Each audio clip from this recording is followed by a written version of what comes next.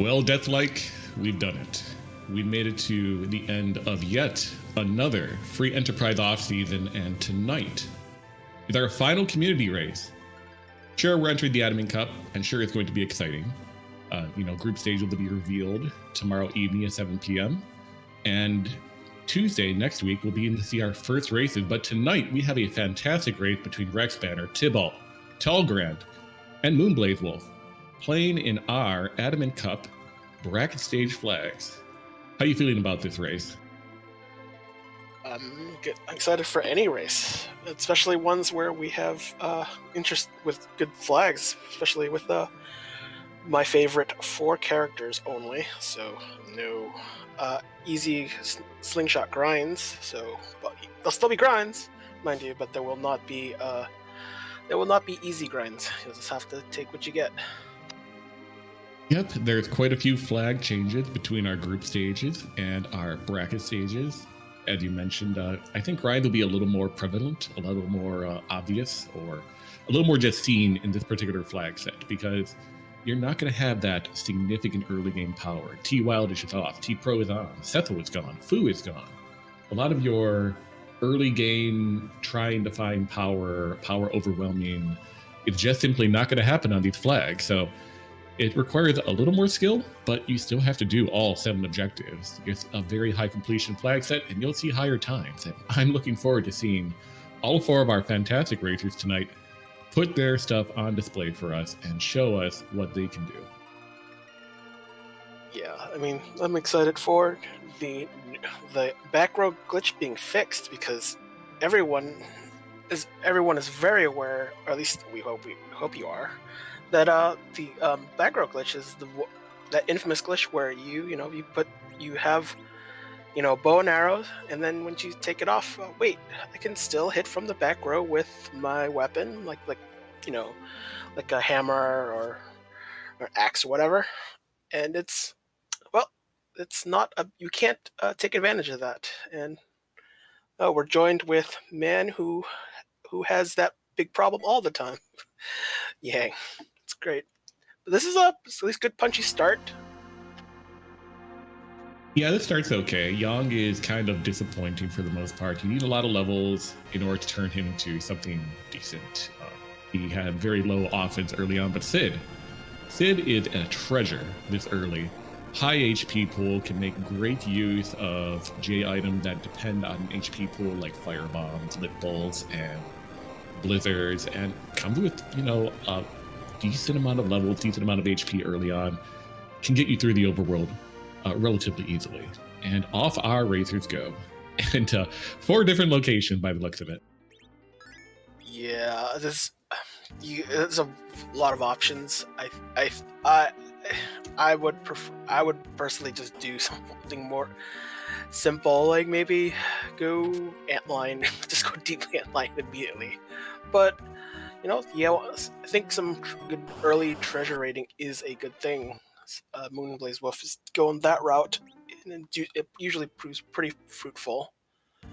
Adamant though is a interesting gamble where where the treasures are pretty good, but you just have to not get stuck with one of three possible whammy chests, and everything else is worth your time to loot. And though anytime you hit the whammy, hit the monster in chest, you'll probably end up resetting, because you at this point in time you do not have the firepower to deal with them quite yet. No, probably not. So we did see on Tybalt's side, he beeline straight up to Bedward. So free key items still on in this particular flag set. You don't have to go on a demist hunt. He found the hook, which is a fantastic find because Launch the Falcon is one of our objectives. Also fantastic for us because that means a hook route may be required on this particular flag set. Looking forward to it. But that could give him an alternative looting option. Ebelin Cave is a decent looting option, a decent alternative to Ebelin Castle, for example, and you do get that free character. There's no restricted characters or gated characters anymore in this particular flag set because Fu and Setho are turned off. So it could be anybody, but it could be someone useful like an Edge, for example, or a Tella. We'll happen to see if Tybalt's heading straight there. Looks like he is. Meanwhile, our other racers have all pretty much converged onto Evelyn Castle. I saw a few night things there, an Hourglass 2, a Heroine robe nobody can use just yet. But who knows? Maybe we'll find a little more divergence from our player this evening. Yeah, I think the early characters are pretty important, regardless of the flag sets. Just even, wow, that was surprise Blarg. That's not a free character. That definitely not. I mean, if we get the timing right to get the Star Veil up, then it's doable. Otherwise, it's skip till you find something, find that. But anytime you can get the character, especially with the hook, when you get the hook early, the free character is invaluable. Like more characters means less chances of taking a nap, and until you find our funny man Golbez, which case could be work against you in some cases. So depend, but usually more characters early helps each runner move a little bit faster.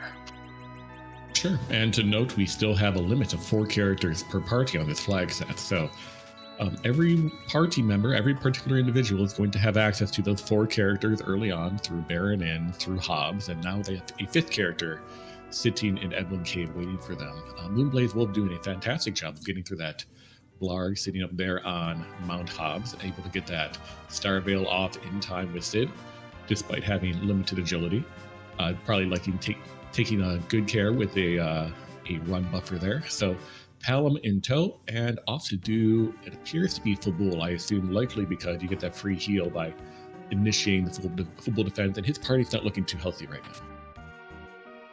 Yeah, free healing takes time. You either spend the money in the inn or find a healing pot, which the animation itself takes time too. But depends on how you want your healing, if you want. So yeah, it's time saved when you can route in certain things like a free healing at Fabul. At least, I mean, you get then just hopefully the time spent at the battle will figure that out. Ooh, interesting gamble to take on the Black Cat Lamia combination. Although I think it looks like the hourglass went off, so should be a free fight at this point. Yep, Tybalt showing his experience and his knowledge of the game. Having found a few Hourglass 2s, I believe, here in Evelyn. Found at least one here. Maybe he found 2 of them. But by putting Sid in the back row, Sid with his high HP pool was able to weather the initial barrage from the Lamia and 2 Black Cats, able to throw that Hourglass 2, and will now get some kind of a decent amount of XP for Young, a decent amount of XP for Sid, though that's a little less important. But more important, maybe could spike something rather nice. So Adamant armor is still on in this flag set. Could find one, could change the game entirely, but with T Pro on, the chances of finding one goes from like 36% to like 18%, so much lower, and that's a tier 8, by the way. Crystal Swords Excalibur still on, not useful anymore because Cecil's turned off, so really, you have maybe a 6% chance of spiking a game-changing Adamant armor right here. Like those odds, even if it's lower. Oh, there's an Avenger at least for one character that will not be available, so maybe if we find a Kane, that will be invaluable, since automated Berserk makes most battles easier, and who loves a free turn for a character you don't have to put any extra effort outside of getting more stat boost equipment, especially in strength and occasionally agility. And I agree. It's not completely useless Beowulf. Beowulf in chat mentioning that Crystal Swords are a good stack of cash and Exhale is a good dart. Both true.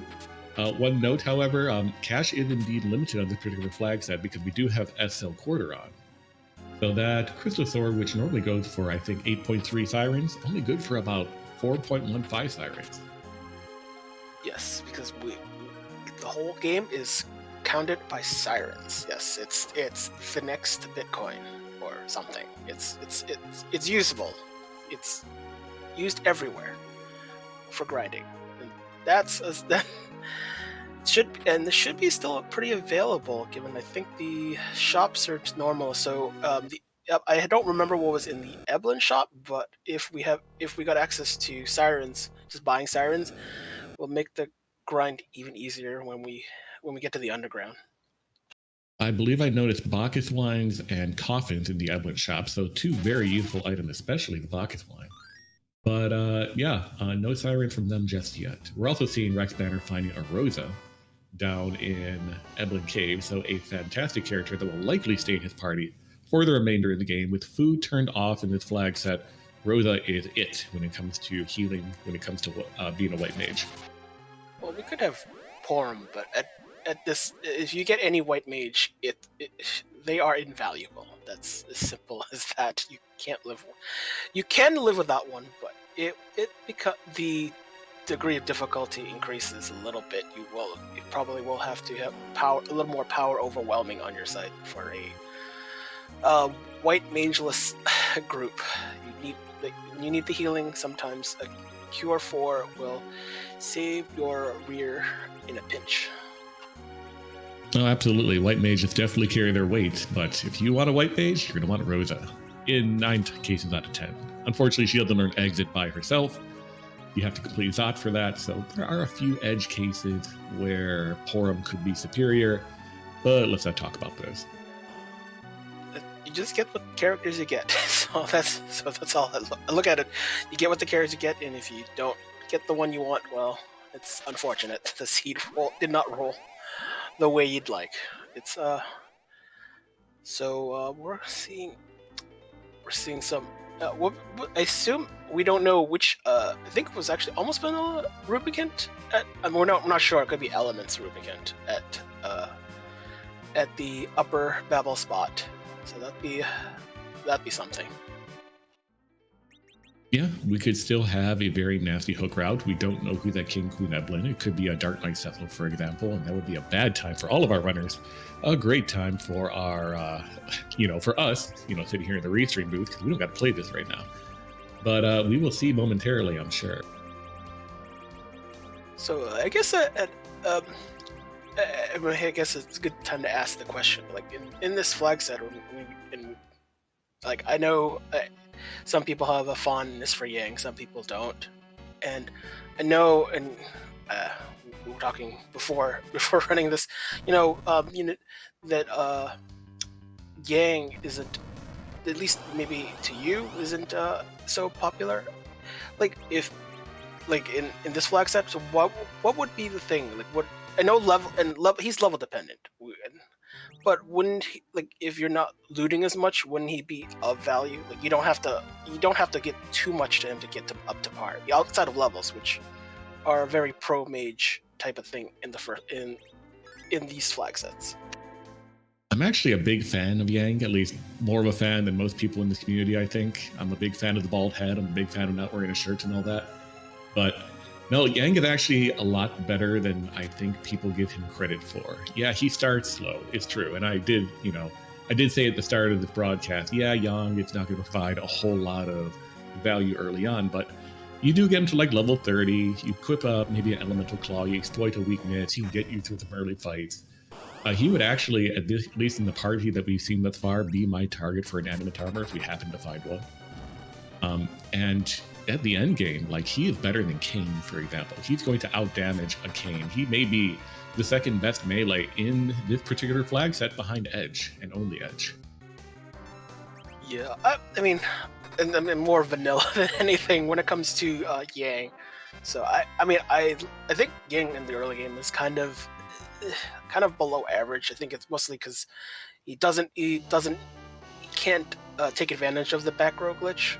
So and obviously we have it fixed. But we're overall, when he gains levels, he scales pretty well, and you don't even have, and outside of giving him all the all the strength boosting equipment, I think he scales pretty well. It just takes maybe around when he hits 1k HP, I don't know what level that happens to be, with 20, 25 or something like that, where his damage does really outpace even like a say kind of like like a low mid tier weapon like say a Ice Brand Blizzard Spear type of thing. So to me, Yang is certainly underrated, but you'll have to kind of, I guess, kind of deal with his mediocrity early on. I guess at least that's my that's my take on Yang. Sure, and if nothing a siren can't fix. 1 or 2 sirens, you have a very functional melee and Yang, assuming you can get underground. And our players this evening have at least found 1 siren. I'm sure I saw 1 siren come out of Eblin Castle here, so as long as we can get through that hook route, Yang could be a mainstay in this party. But for the time being, it may be that Yang could be the anchor that we need for this particular party too. We'll happen to see if any of our runner this evening decide to keep him at base level, because Yang, not a very fast boy early on. Yeah, but he's I think he's still faster than Sid on the whole. But yeah, Sid is typically more slow, but Yang is about. I think Yang's a bit slightly faster. It's not like it's kind of weird. Like Yang starts at level 10, gains a decent amount of levels, and he does gain some, I guess, reasonable agility. It's like unexciting. It's a little bit probably faster than mages, but not by much. That's not, at least to my recollection. So yeah, I guess you could be Sinner as anchor. At this point, I wouldn't even want to think of it until we get to the underground. At least when we have more options, character options on the table to think about it. Yeah, I don't know. Right now, with only a hook found by all of our runner this evening, no magma key, one thing that I would want to do if I was running this seed is keep an anchor in mind. It could be Palom, it could be Sid, it could be Yang, but you may need an anchor to get through that hook route, at least in a reasonable amount of time. Yeah, it may not be Yang.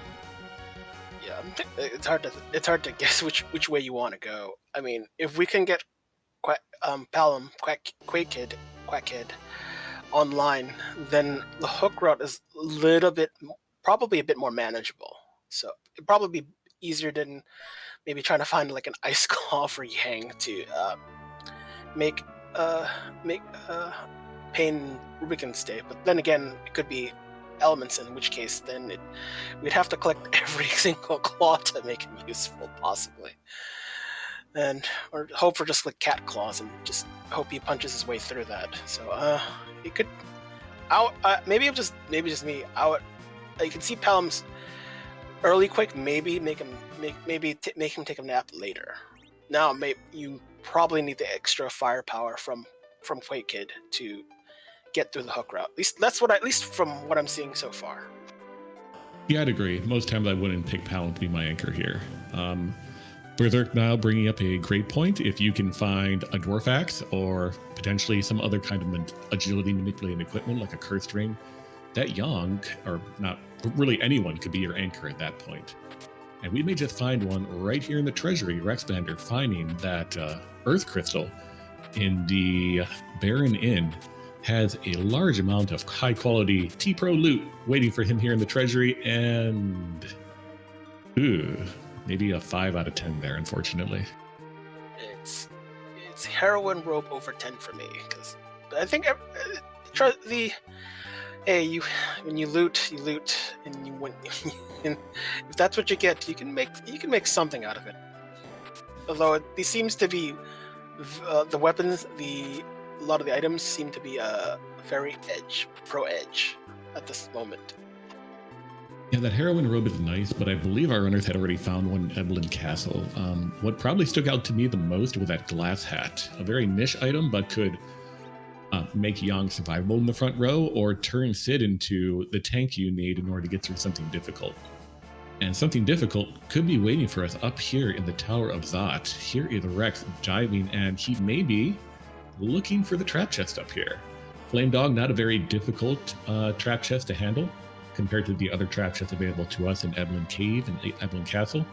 It'll be interesting to see what he happens to pull from this location. Well, for Crystal Sword, that will be sold for only a quarter, so I guess that's something. I think, I mean, the Chris doing Zot it enables Rosa, so this is probably worth time, and the 2 character checks. So this is certainly worth the time to do it, even though it's not an explicit objective. I actually like this play. No, definitely. I think pretty much if you have options left here on the overworld, you do them before you dive that hook route. That hook route doesn't look easy. You don't have the party members to make it easy. So yeah, you do everything, including this Zot. With 2 additional character checks, you could really flesh out your party, maybe find what you need to finish everything in this seed. You could have your final party right here. And let's the boss. Ooh, Plague. Probably not entirely. That probably not set up for that. Probably might want to. Looks like we might put Quick Kid make Quick Kid take a nap or figure out our Jilly situation. That's what it looks like. So this is actually a great spot for Plague. It's a very, very slow spot. I would normally want to put my fastest character here in the middle to slow down Plague as much as possible. Additionally, if we have equipment for Rosa to make her an archer, she will do bonus damage to Plague being a flying enemy. Yeah, I think you were mentioning Glass Helmet.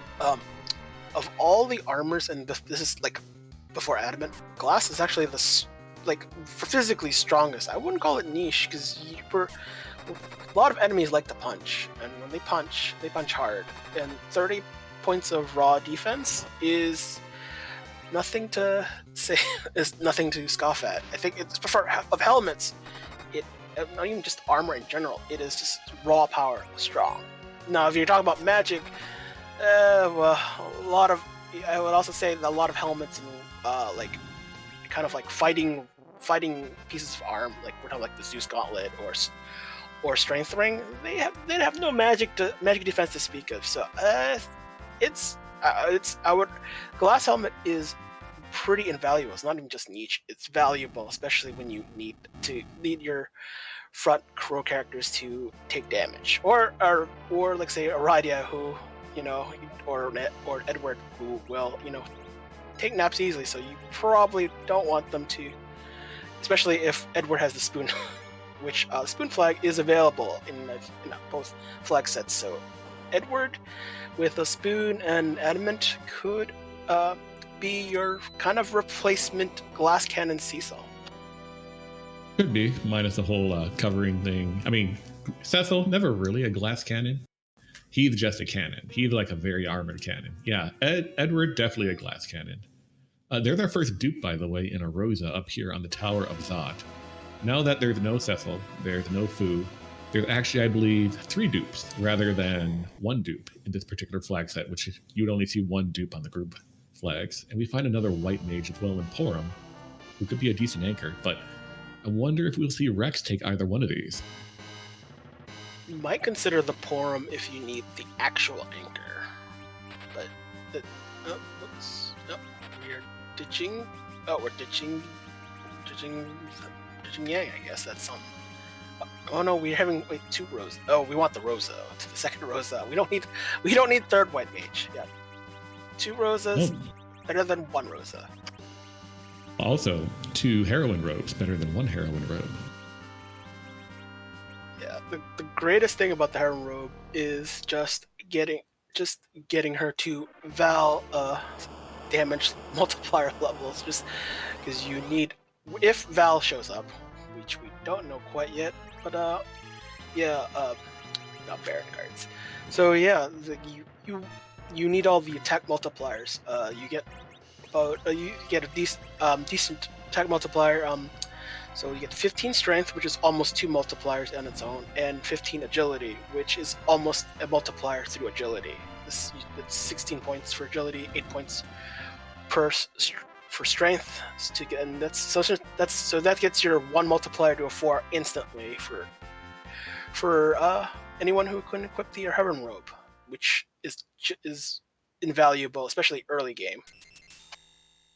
Sure, heroine robe is about as close as we can get to an adamant without it being an adamant for Rosa and Porum and Rydia. So fantastic piece of gear, and Rex showing a lot of knowledge about this game. Doing, for example, Tower of Zot prior to doing Baron Castle, because he knows it routes very well into, you do Zot, you finish up, you get a full heal, you're here in front of Baron, then you do Baron Castle. But also showing very good knowledge of what he had available to him. He knew he had those 2 heroine robes, one that he found in Ebla Castle, one that he found in the treasury. So he knows that, hey, I can take advantage of 2 roads that have 2 warrior princesses. I can keep an anchor either in Quake Kid or in Sid, and that can really just be all he needs in order to get through that hook route. It remains to be seen, but very good knowledge on display by Rex Banner. And I'm seeing that he's going up Mount Ordeal. I'm not sure if we've seen anybody go up Mount Ordeals yet, and we're also seeing Moonblaze Wolf take on Baron Castle with his starting Mom Bomb here. I'm not sure if we've seen anybody finish Baron Castle yet either, so very interested to see what comes from these 2 checks. Yeah, I don't. It looks like Palom. Oh, do we have? Oh no, Palom's not high enough to get Virus. That would certainly be worth it. Probably use an second level elemental spell to damage, but we need to wait for the explosion phase so we can move on.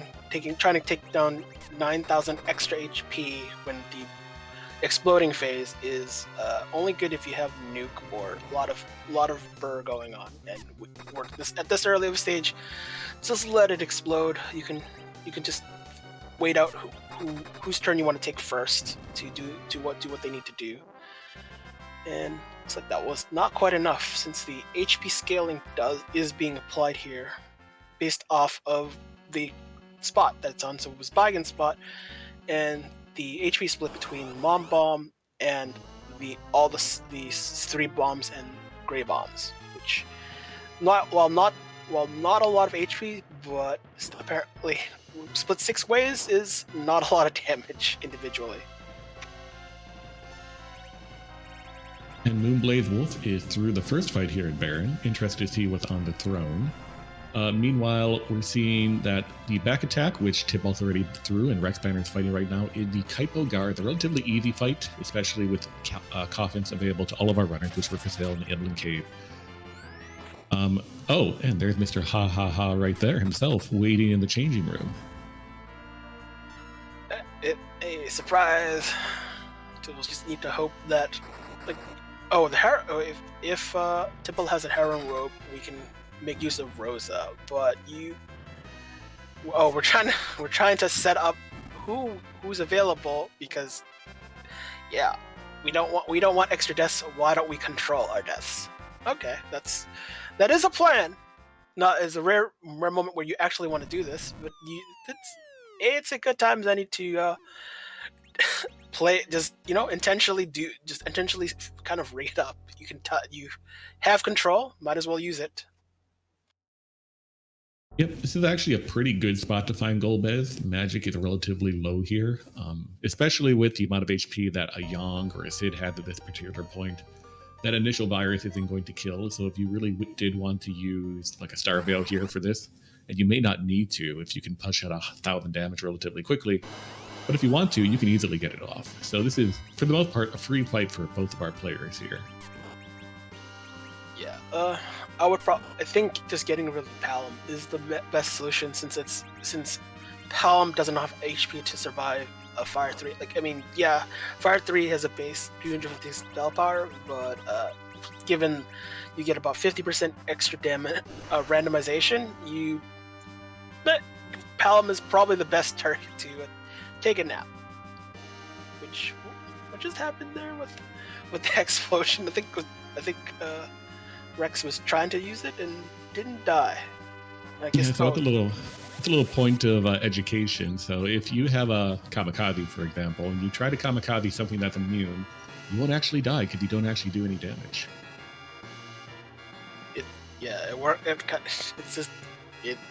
It's rarely seen because Pelham already dead. So you got the cube to target, but Pelham's already dead. So yeah, you can't kill yourself. But the item is still consumed, right? I think that. So that's. Oh well. Yep, I'm afraid that the item is consumed here. And aim just choose through evade. So So Rosa was already strong enough. Didn't need to worry about the kid taking a nap.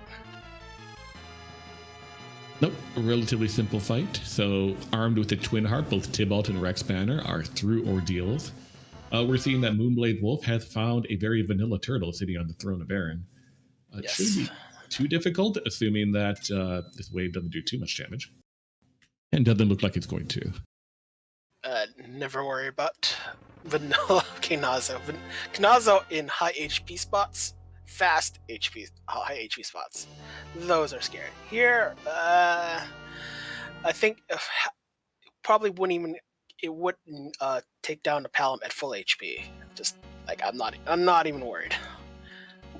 But Kinazo has two interesting phases. So there's the shell or not in water phase. No, there's no water around him, which has the ice weakness, and when he has the water, he has the lightning weakness, and if you've seen enough races, you'd always will have usually an J item lightning item to just to try to stop him from using wave. And there he is, a ninja. Do we want to take the ninja? Looks like it's a yes.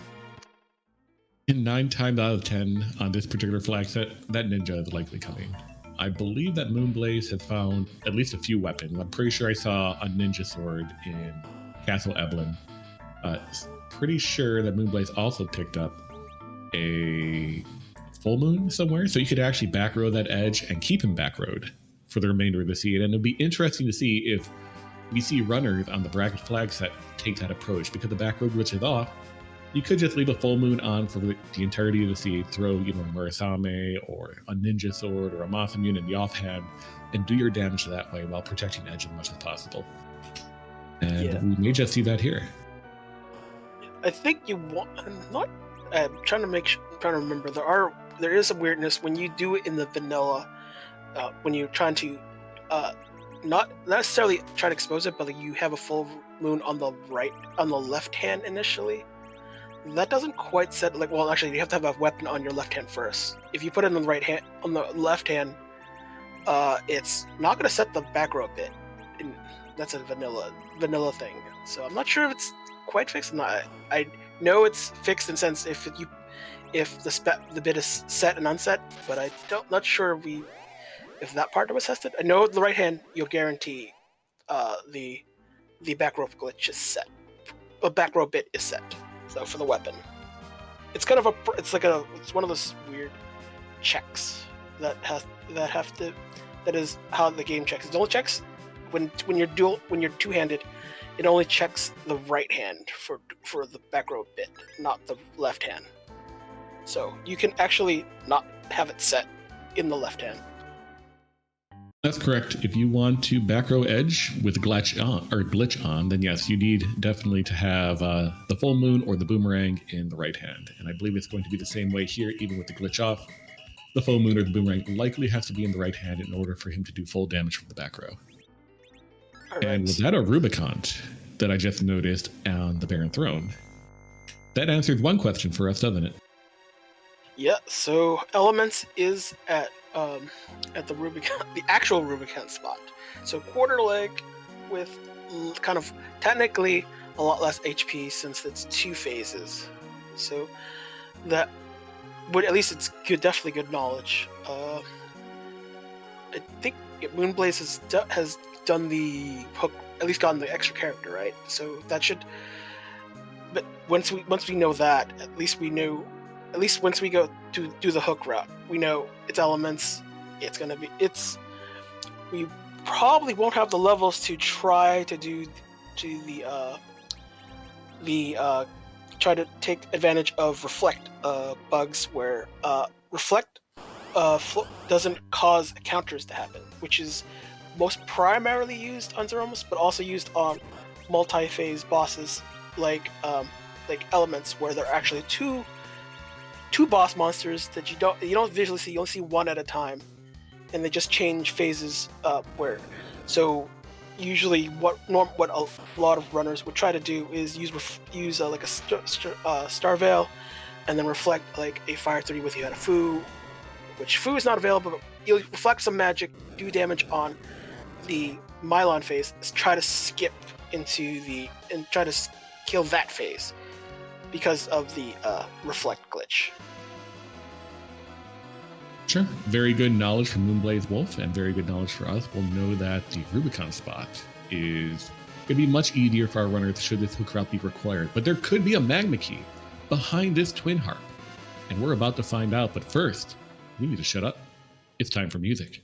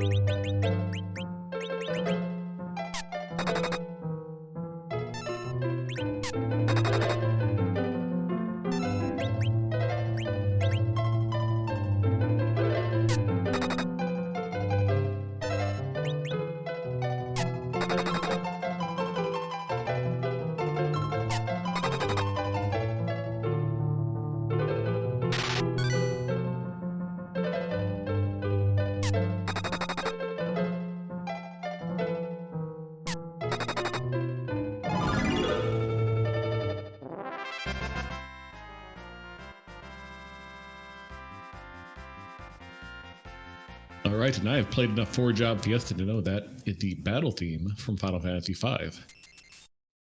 We are through that Leviathan. I get used to the music, especially when you try to steal items.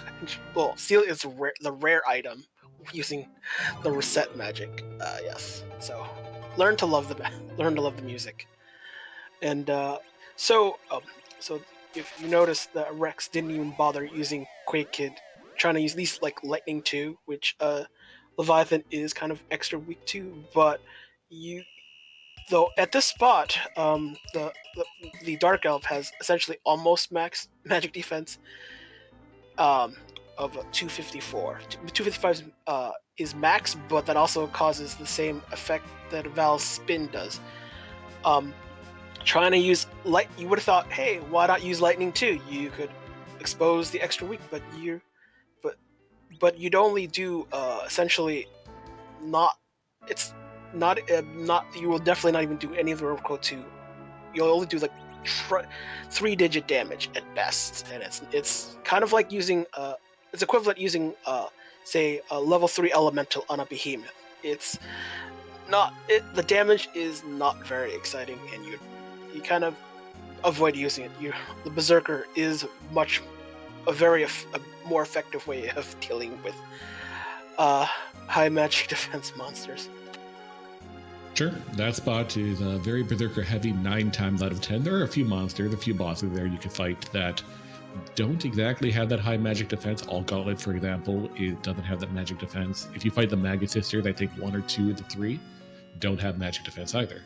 But one important thing we noted from that particular Cape Magnes fight, Rex got a crystal ring, which is a great piece of equipment, but it's not a magma key.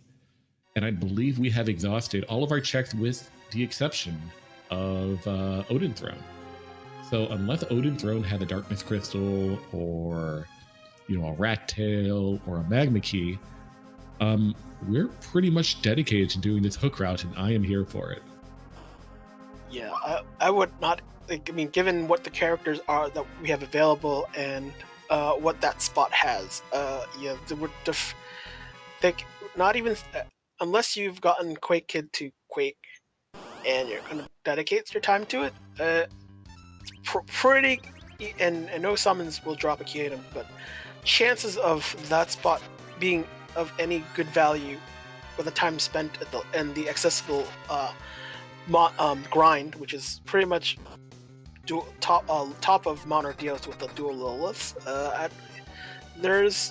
I would just go straight towards hook route and just hope for the best. There are not many good options. I mean, we're kind of expecting Rex when he completes Baron, that I'll probably just peek and skip Rubicant in the. He doesn't quite know he'll actually confirm which Rubicant it is, and probably go straight towards the hook route. They're the world where Rex gets through that Rubicon, and I know Rex is a very experienced player, very good player with 2 Heroine Robe Rosas. If he had access to ice arrows, he can aim down that Rubicon, and Rex is a very persistent player, likely well aware that he can do that. Could spike something very useful to get through, try to avoid that hook route. He has to do it eventually. It is objective number 3 after all. But he could find, something that, and he definitely had the power, potentially, if he has ice arrows to get through that particular fight. So I'm interested to see if he actually takes it or not. But no, I think for the most part, we're going to see a lot of our runners this evening go through that hook route. May just skip that Rubicon as you suggest. And we may see Tallgrand heading there now, actually. Have we seen any ice arrows? I mean, if that was available in the shop, or I don't think probably won't be in a treasure chest, because I think due to being not too high a level, those are usually just classified as junk and are automatically converted into money. So I don't. Yeah, that if we get access to that, probably would make the decision much easier. At least I would think. Yeah. I think. In terms of outside of that, would there be anything better? Can't think of any. We're gonna probably just go through that route and try not to worry too much. We're spending. So Tallgrand is interesting. Spending all that money for some Bacchus and coffins, which always is a good thing to buy. Well, those Bacchus, the coffins especially, get you through, say, the trap chest down here in Eblin Cave, as well as Upper Babel through those 4 Mad Ogres. And one thing I want to note, Moonblaze Wolf did have 24 ice arrows in their inventory. So, very interesting to see. Maybe they're looking for additional equipment to try to get through that particular fight. Who knows? Tallgrand, however, will be our first racer on Restream heading down the hook route. Very interested to see what is waiting at the King Queen Eblin spot. Could be pretty nasty. Could be an Ogopogo, for example, really gating our player that will test their skills. Or it could be, King Queen Eblin. Only time will tell. I'm good for vanilla any day, all day. But it's sometimes if you don't like what you see on the table, it leads you to I don't want to check Zot. I mean, get dupe Rosa and Porum may not be something you'd want to trade in. I mean, it certainly, at least for some people, might not interest anyone. Though though he doesn't know it's not a check he wants to do right now. So I guess it's something. The other thing I'm trying to they're fine. We're doing. See one gamble on the Mad Ogre chest, which is not quite its vanilla spot, but it's close enough. Yeah, knowing what we know now, there was really nothing up there on Zot that would have used. Sure, a second rose is nice, but you can make do without.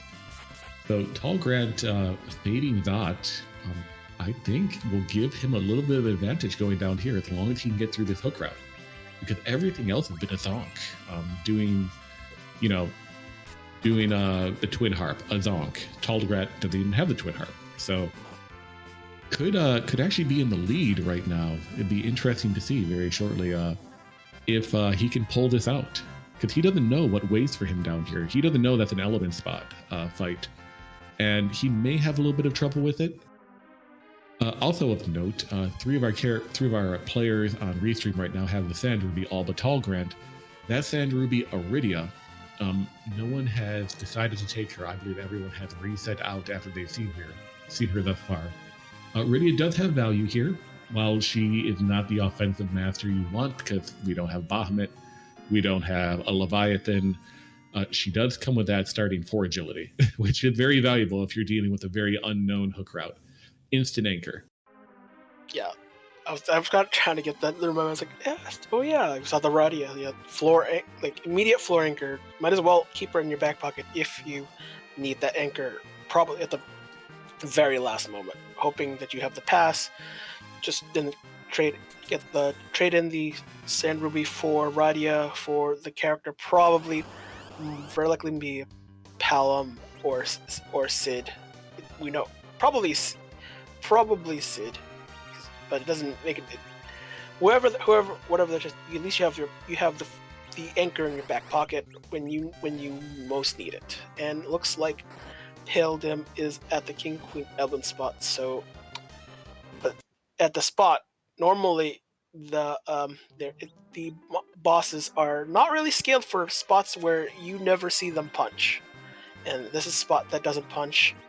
It doesn't punch, so it means be punched even harder because balance. So it's great to see a spot taking advantage of attack power, really high attack power, which can ruin your day, especially if it's Painman or someone just as kind of disgusting at that spot. It could be nasty.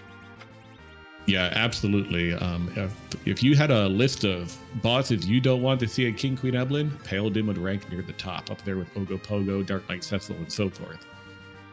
Pale Dim is going to be a challenge for Tall Grant, primarily because, he could get through it. With a couple quakes, that Pale Dim's going to fall. However, the problem is getting those couple quakes off, and if you don't have your anchor situation taken care of, well, it is a difficult fight. Rosa, however, took that hit like an absolute champion, and now with that blink up on Palom will probably take care of this pretty well, and Tall Grant will be through this fight on to taking care of the element spot the elements waiting for him at the Rubicon spot after.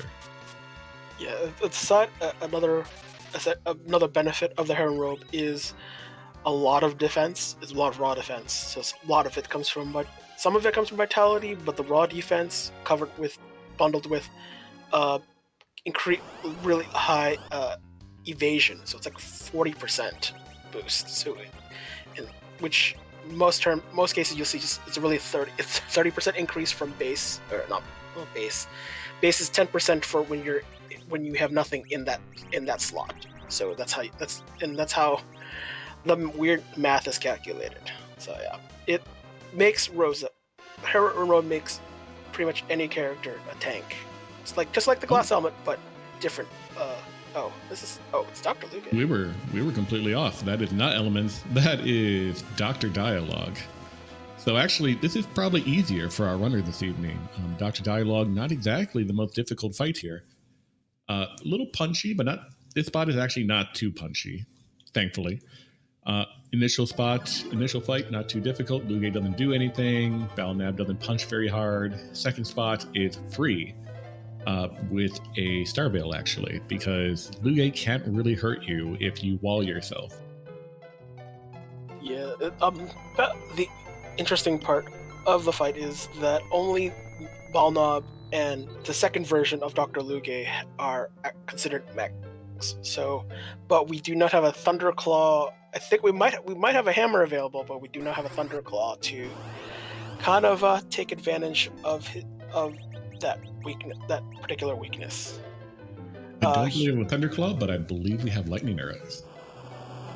Yeah. So so the only thing about the heal is that it only if for any reason you decided to use slow or fast, or most likely slow, on at least Banalb, he will be his agility, his speed will be reset. So that's the only in which is kind of why he says, "Hey, I want to oil him again." Well, that's the actual only effect. Like, mo- all, most bosses have the boss bit, and all of these have the boss bit.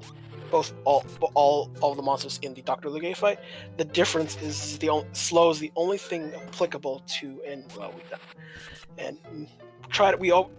ideally we try to avoid this phase where this he explodes when you don't kill him fast enough. Sometimes some players choose to take care of Luge, so Banal just immediately explodes on his next turn. So that which would kind of save some time, but as long as you're willing to take someone possibly taking a nap after the explosion. I think we made a mistake earlier. We talked over music from Tybalt. Let's not make that mistake again. So Moonblade Wolf gave us another reprise of Final Fantasy V. Let's sit back and listen.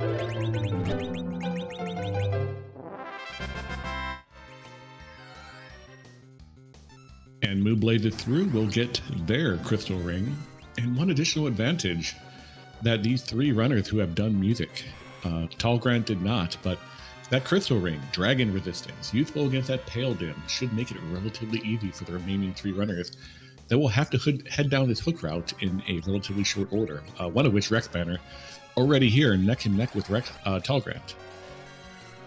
Yeah, there are a lot of dragon bosses, so and having one more additional tool to manipulate agility is always a good thing.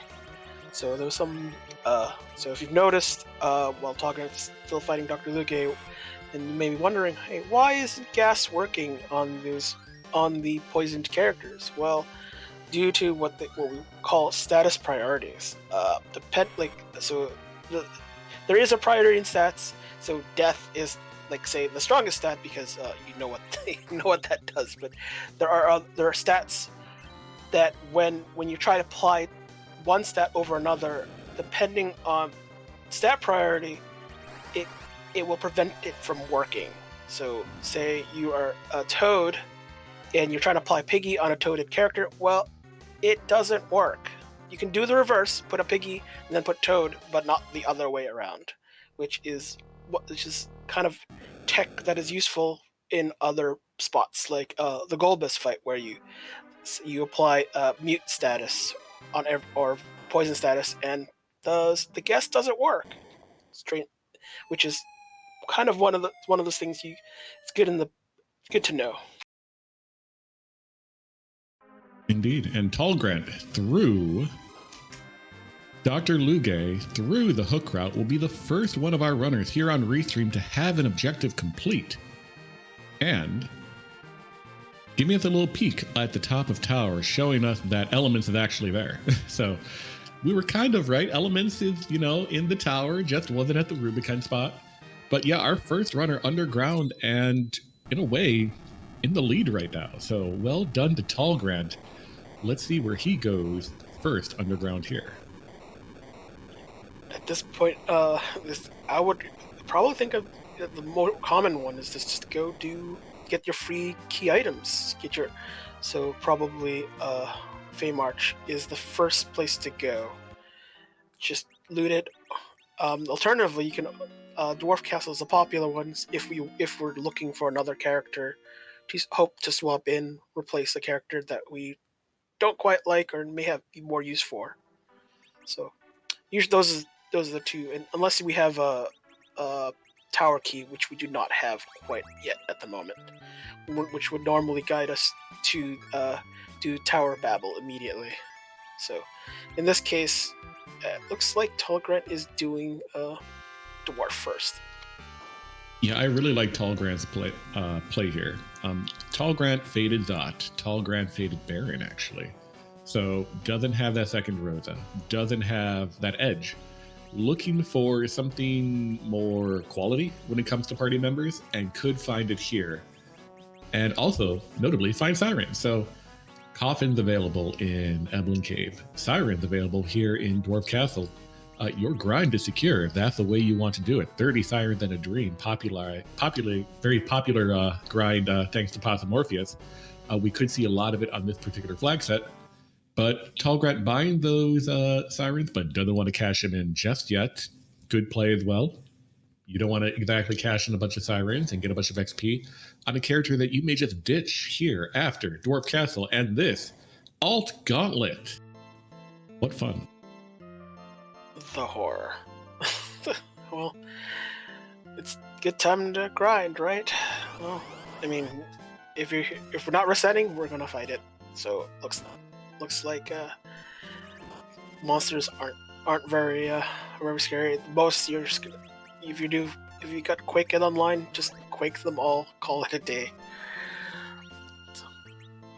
And yeah, that's, although it's gonna take time, and as if you don't know, Alt Gauntlet is a series of 5 fights instead of 6, which you would have normally done regular Gauntlet with.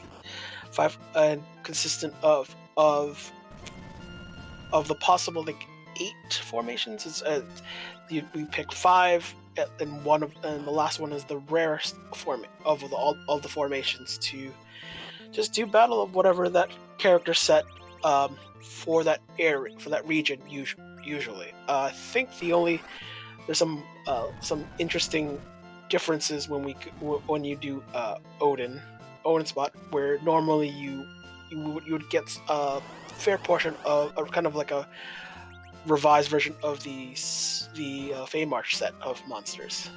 So yeah, that's always a good time, just because Alt Gauntlet is fun for everyone. Yep, this Alt Gauntlet actually isn't too bad. Quake will get through it. Even like a virus may actually kill all of these. I don't think any of these enemies here have more than 1,000 HP each. So very interesting to see how quickly we can see Tallgrant get through this, see if it pays off for him. If you were in Tallgrant's shoes, who would you want to see walk out that door and save your party before Dwarf 2? Maybe a Kane? Maybe we have the. I'm not sure if Tallgrant picked up the Avenger, but since we have an Avenger, and would probably make things go a little bit faster. I mean, when Kane does his thing, just smashes everything angrily. I mean, it saves time most of the time. So I probably want a Kane at this point. Just maybe we probably have to place a Yang or a Sid, if at worst, turn the Palom if we don't need Quake. We don't feel like we need Quake Kid. I mean, but yeah, I think I would go for a Kane. I don't know, this Kane becomes at least valuable when an Avenger and no Cecil is available. Kane would indeed be valuable, especially for Tybalt. I know Tybalt for certain picked up that Avenger. I'm not sure if any of our other runners on Restream picked up that Avenger, but definitely a game changer there. Me, I would actually like to see, and I know this is a little weird, but a Tella. Tella, fantastic anchor. Tella opens up a lot of grinds, so I may just want to do Siren instead. But still, Tella, a very like the perma anchor definitely kicks it out of the party for me at the very least. Oh, and hey, look, we have a free fight in the Fey March. I've kind of missed that. I was kind of paying attention to the alt gauntlet. Would free fight? Oh, free fight and not free fight next to him. That's a fun pair. I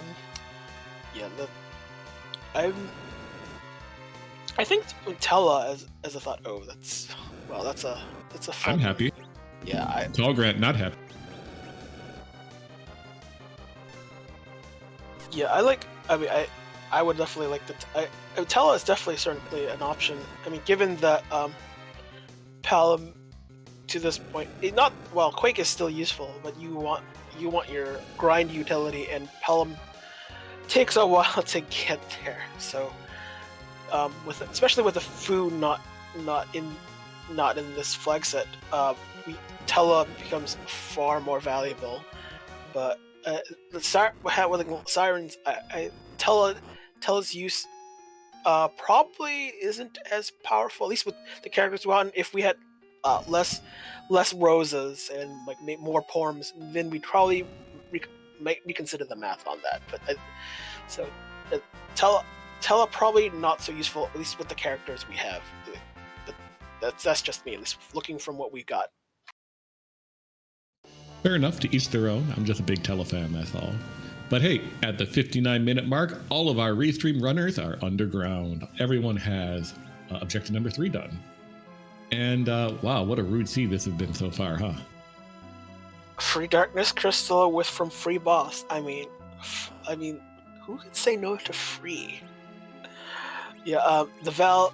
No. How about have a nice day. Even although if Val has a key item like the package or the rat tail, yeah, then we'll have to come back. This is something that I'm sure most runners look at. It's like, nope, and take it after going to the moon. At this point, the moon looks a lot more appealing than Val at the queen spot. Sure, I would actually be interested in diving the moon right now after finding that darkness crystal right there. Also, there's other shop to check. We're seeing Rex Banner check here in Tamra. Find the Leviathan, not very useful. I don't believe we found Hourglass Tooth, but we did find Signways. So we could do an egg grind.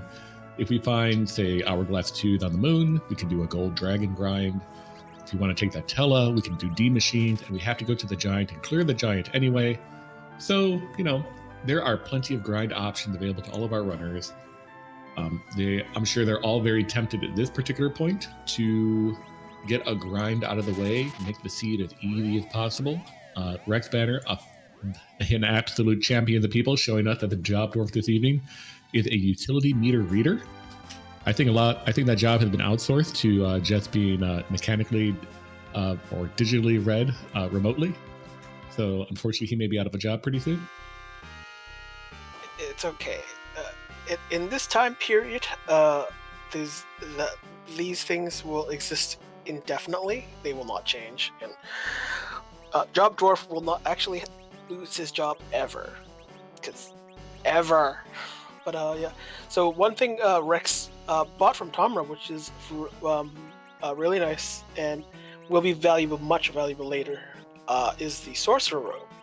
Really valuable piece of armor for any of your mages. So in his case, a Rosa will need it when probably just take off a Heron robe, one of them, and be the actual caster, the other one be the damage dealer, well, at least the Berserker.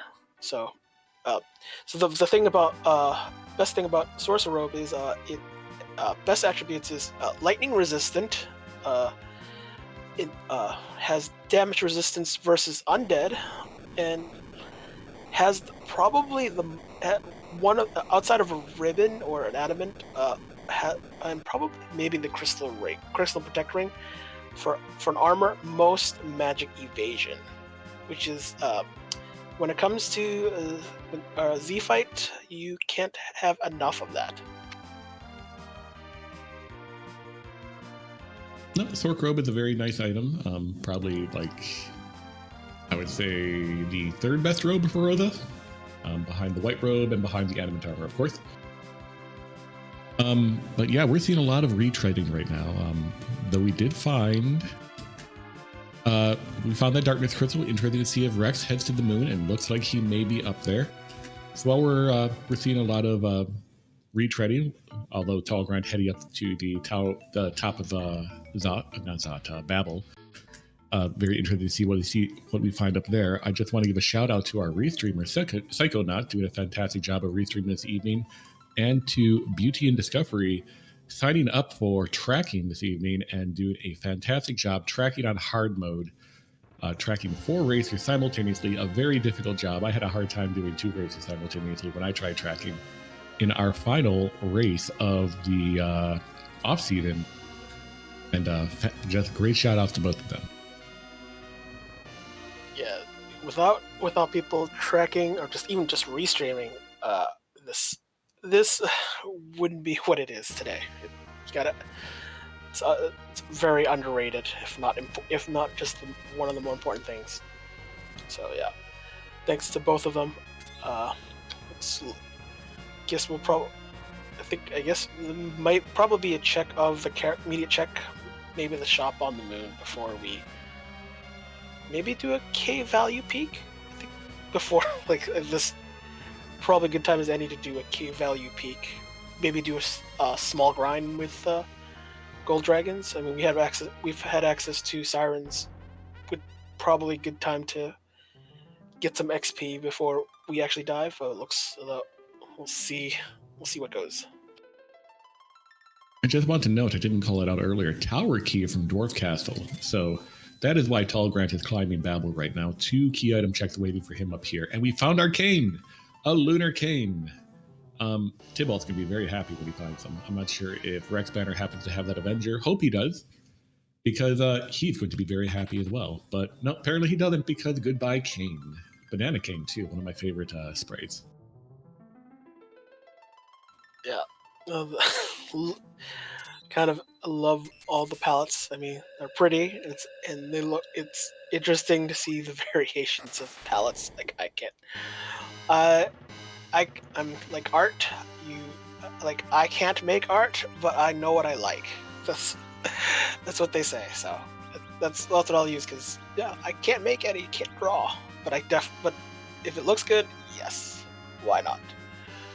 So one of the things you might notice that a lot of our characters are kind of naked, like armor wise. So one of the flags is see naked.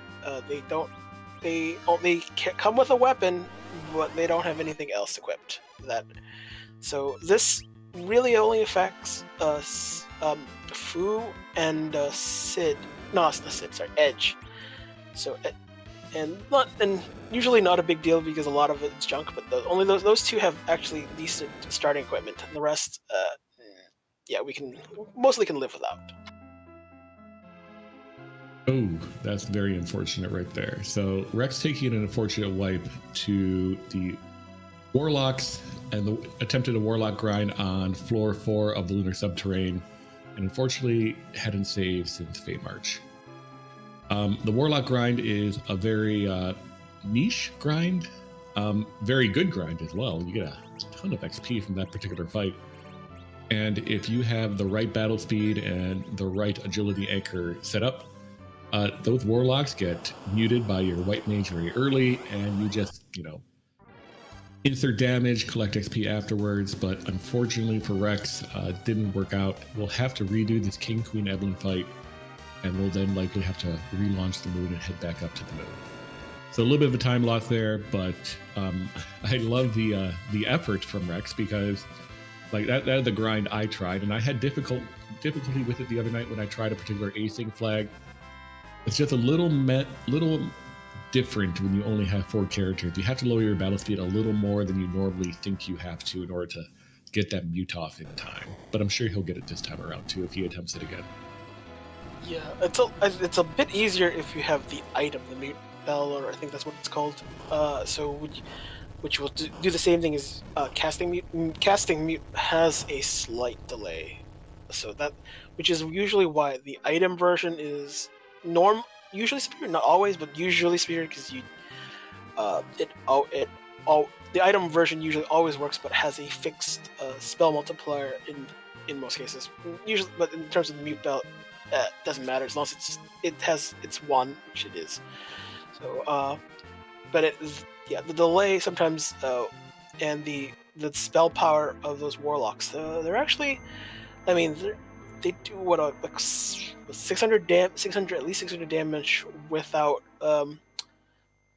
if you I don't remember the spell power, but 600 damage, like, or without, if you don't have any elemental resistance. So that it, and usually with these kind of like under equipped characters, you're taking quite a bit more damage than you'd like.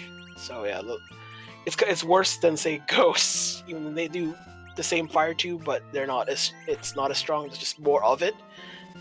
Warlocks, yeah, their magic is something.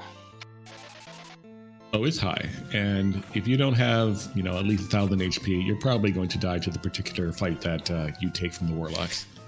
But hey, you try, and if it doesn't pan out, well, you learn and you try better. You make the correction and you do better next time. And it looks like Rexus didn't give it another shot. Now we saw Talgrand finish the Tower of Babel. I don't believe he got anything of value from the top of the tower, and from the super cannon room only got a protect ring, which actually would be nice against those warlocks. Gives significant elemental damage to whoever, significant elemental protection against for the character that actually equips it. But so unfortunately the tower was a very large zonk for Talgrand. And what looks to be heading down Fey March will likely find his Darkness Crystal very soon, and we could see him up on the moon along with Rex Banner very shortly. Yeah, Protect Ring is usually one of the cornerstones of magic resistance, and also the good defense overall for in terms of rings. I think Crystal Ring's better in at least different, but I think if you're not worried about the resistance, the raw defense on it, and resistances to dragons, and other status effects like charm, which is can be very devastating when used on you. But the other piece of gear, usually just as valuable, is any of the the Dragoon armor set. So, and typically that's available for Sid, Cecil, and Kane to use, and so sometimes can be valuable, especially to like a Sid who has a lot of HP and maybe facing a Ruby who's staring down a glare. You might be, sometimes with the HP gains Sid gets, he might be able to live. And bonus is that you can combine it with the Cursed Ring, and Sid laughs at it. He one of the properties of the Cursed Ring, which has a lot of value. Well, it's kind of underrated. You don't get to use it much. Is the ability to absorb elements, and you have to pair it with a piece of equipment that has resistances. Cursed Ring does not provide any. The Dragoon armor set does, like the shield, the helmet, the armor. That that makes Sid he can pretend to be Pilgrim, slow, but absorbs all the elemental magics you'd ever want. Yep, that is one of the effects of the Cursed Ring, though I primarily just use it to slow down a character and let that character sleep for the remainder of the seed. But so we're seeing a lot of different approaches to this flag set right now, to this seed. We've seen a number of our restream runners just take an early grind, just grab those eggs, quake them down, get to a decent amount of levels, and then clear the rest of the underground. We've seen both Talgrand and Rex Banner decide, no, I'm going to save my grind for later. And it's interesting to see which one will actually end up on top of this particular flag set. There's many ways to approach this flag set, and it's hard to say which one is right. It's going to be variable based on the flag set itself. But there is a third grind option here that no one took that I think is interesting. You have a Palom, you have Quake, and you could get him to RA1. You do have that Rydia, for example, sitting in Kaipo. you could take a Sylph Cave grind. You can just quake down all those trap chests. Though the chances are lower, you could still spike, a nice adamant armor or something like that, and the XP from that location is pretty high.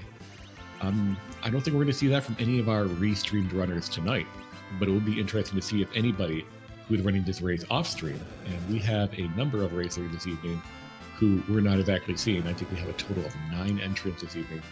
So 5 more who are not on restream. If any of them take that and find that adamant armor, that would change the seed entirely. That's an interesting thought. Let's see. I mean, given that Palom is available, and there's weren't too many interesting key items. Like there weren't many like overworld checks that were exactly available. I guess it's not. It's not K trap, so that's not. But if you want the adamant, the grind. It's interesting. I mean, that depends on how much we really want an adamant. It could. I think it's not. It's a kind of interesting option for a grind. I'll say that. It feels like it would be like out of the way unless we got maybe. I would be incentivized if there was if there was a pan available, and then I would at least consider it. Though we didn't get the pan, so the kind of the avoidance to double dip. I mean, you're gonna double dip anyways naturally, but I'm saying like you don't want to triple dip just to get your adamants, so I think if the pan was available, I would probably consider it more. This doesn't look as appealing, just from what we've gotten so far. Sure, and definitely not appealing enough for any of our runners on Restream this evening to take it, but it's an option. And speaking of an option that's unappealing, here's Tybalt taking on Valvalis at the King Queen Evelyn spot. So a little punchy and still doable though. Doing the amount of damage that he's doing with Edge and Rosa right here, about 3,000 to 4,000 around. This particular spot only has, I believe, 25,000 HP. Could be doable, could spike something important. So I do mention, an adamant from Sylph Cave. Of course, that's great. But we have a hook. If he spikes, say, a pink tail from here, which is still a free adamant on this particular flag set, that would be a huge, huge advantage. Yeah, at least I think about. I think the Val choice I had to think about. What Tybalt would take on Val? Well, you have to consider the Azure spot has. I mean, we know what Azure is, but we're not since there's no weakness to take advantage of. But we know how punchy she is. It's not really as punchy as you think. I mean, it's a punchy spot, but it's kind of like it's balanced punchy. So it's not as it's not. It's not the same kind of threat as, say, King Queen Evelyn spot would be, I guess. So, it's not too bad, and yay, Rosa learns the magic that would have been useful for Vanilla Azura, and we get access to the sealed cave, which is required. That Val is required. Not the pink tail that I was hoping that Tybalt would find, but I'm sure Tybalt's actually happier to find, hard required Luca Cave. May not be happy to do it right now, but I think we're going to see him beeline there right now because do your objectives. Meanwhile, on the moon, we're seeing Rex Banner finding, a very easy fight, a very free fight in the form of a water hag. So being rewarded for this early moon dive. Finding, I believe, adamant. So Forge is, a thing. And one thing that we have on this particular flag set, Forge normally give you, say, an Excalibur. Not very useful. Set those turned off. Instead, we have a new flag called Smith Alton. So any random tier 7 item will be a reward for forging. But also, at the same time, too, you get access to Coco's shop, which is harder to buy from with SL Quarter on. But, a Zeus Gauntlet or generally a power shirt, something that can give you that early spike of, or that mid-game spike of power could be useful and could bring him to the Forge. Not a requirement this particular flag set, but will be on some flag sets. Oh, and hey, Demas. Fun. Yeah.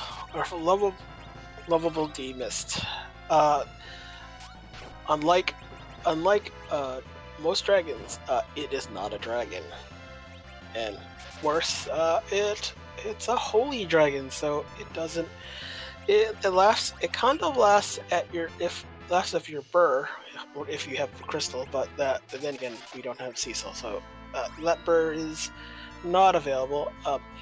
Yeah, Demus, one of the more tanky bosses. Maybe well, I think Baigen would compete, but Baigen does just more damage because they're just multiple parts punching, not just one. So, but Demus is just tanky because of the mist phase, where is you can't do any damage, you can't cast any magic, invincible. And usually you would want to use this time to heal up or set up maybe a berserk, but alone.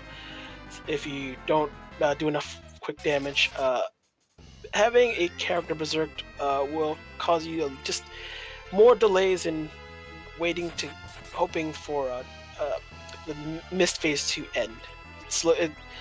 One of the things about berserk is it jams the kind of jams the ATB a lot. Just the character takes their turn instantly when the bar fills up, and but that also means we're also slowing down the time before mist can do it, come reform itself, so we can do damage to it. So that's something.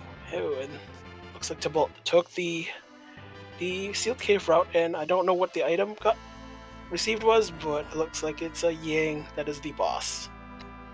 So Tybalt is demonstrating why you do your objectives, because the sealed cave, an objective, held a package, which is also another objective. So yeah, everyone's coming down here, of course, and everyone could be happy to find that package, but now Tybalt knows he has one less key item to go searching for on the move, for example.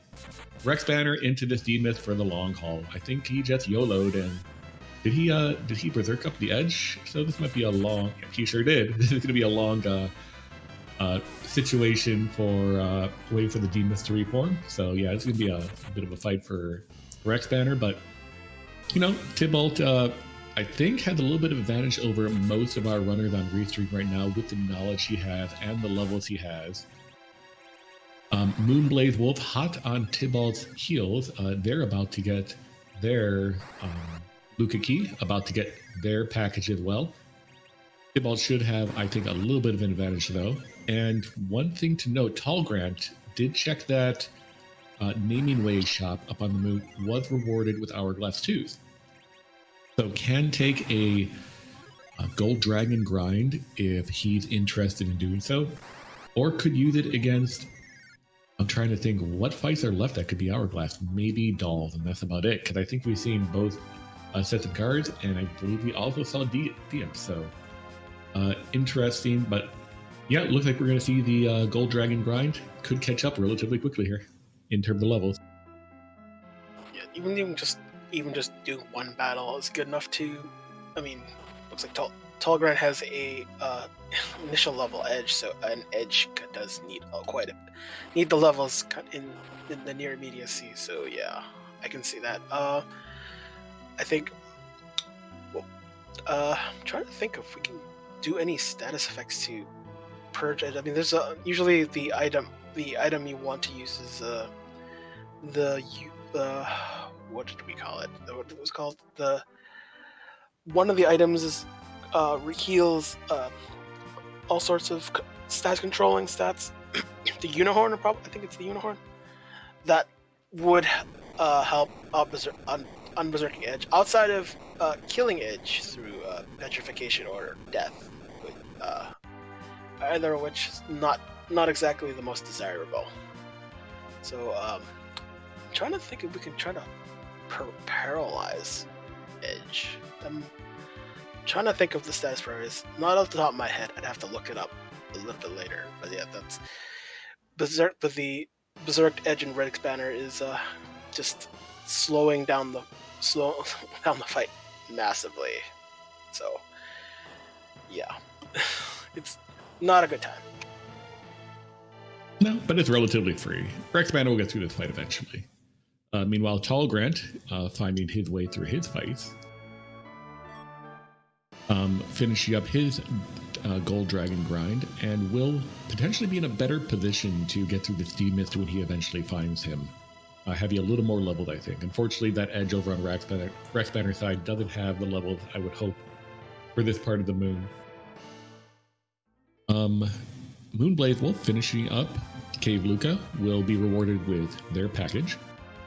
So I'm sure they're very happy about that. And Tybalt, probably heading to the moon, may turn in the package here, which actually isn't too bad. Doesn't have any interest in the Sand Ruby character, so doesn't have to turn in the Sand Ruby. And if you didn't want a Rydia from the Sand Ruby, too bad. You could get 2 Rydias now if you go to Kaipo.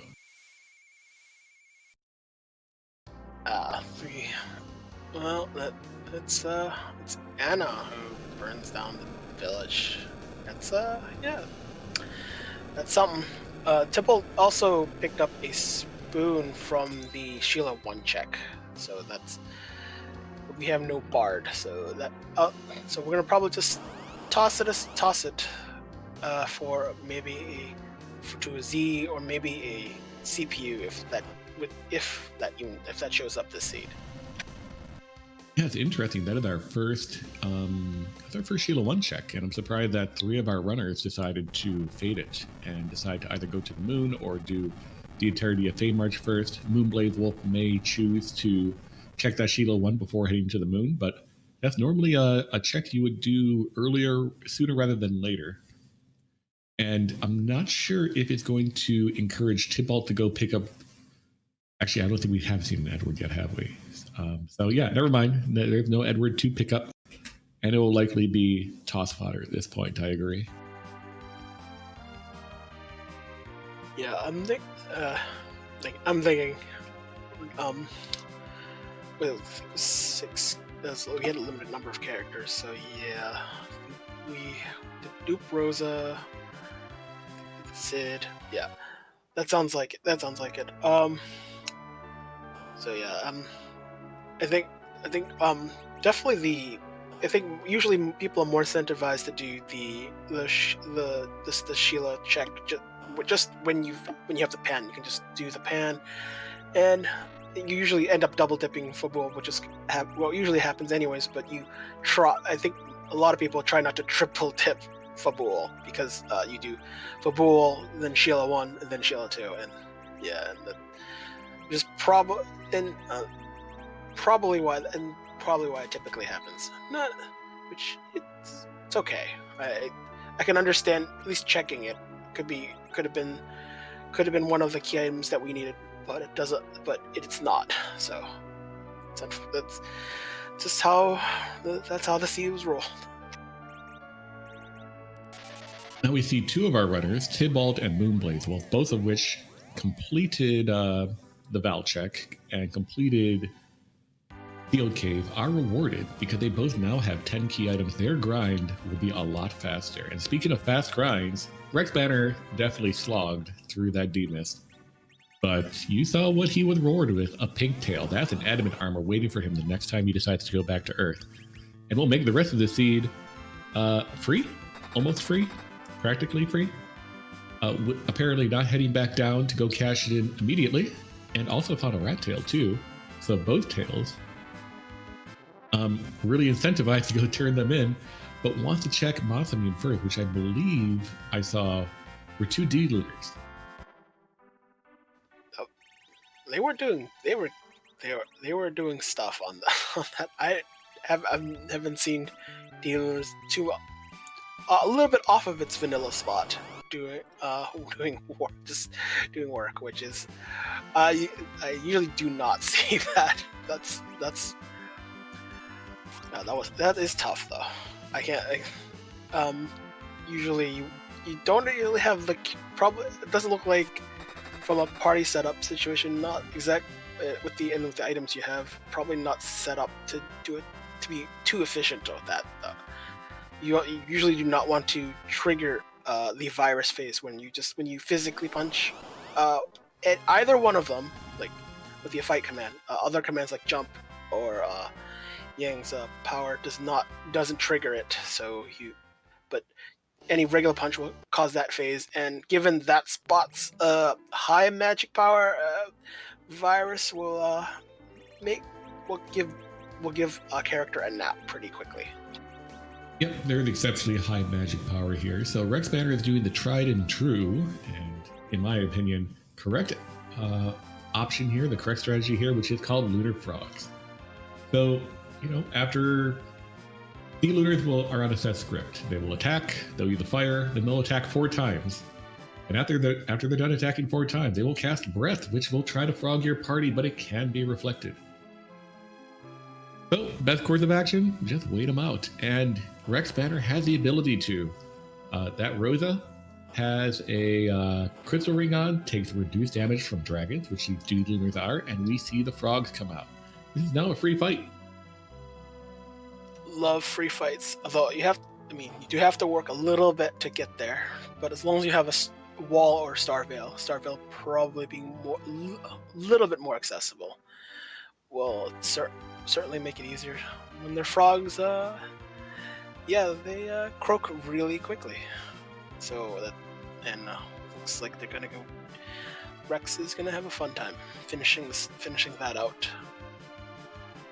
You'll notice that Rex killed his Edge here, and he did it for a reason, because Edge is walled up, and if you want Edge to, lurk up and you don't have a Bacchus, turns out Rex actually did have Bacchus in mind, but if you wanted to cast Bacchus, that's the way you do it. You gotta get that wall off somehow, and Death is a great way of doing it. And I just want to note, too, Moonblaze Wolf answered the question for us, which was that hook route, actually required? I know it was required as an objective, but did you have to do it immediately? And the answer is yes. Moonblade Wolf checked that Odin throne, got through that Rubicon, found a white robe. So nothing too exciting. That hook route was required for everybody early on. There was no other form of underground access. Yeah, it would be a lot of time consumed if just to defeat Rubicon at that spot. It would be arguably be stronger than the bosses at the King Queen the hook row essentially. So stronger, but not necessarily more time consuming per se. But given what we know were there, probably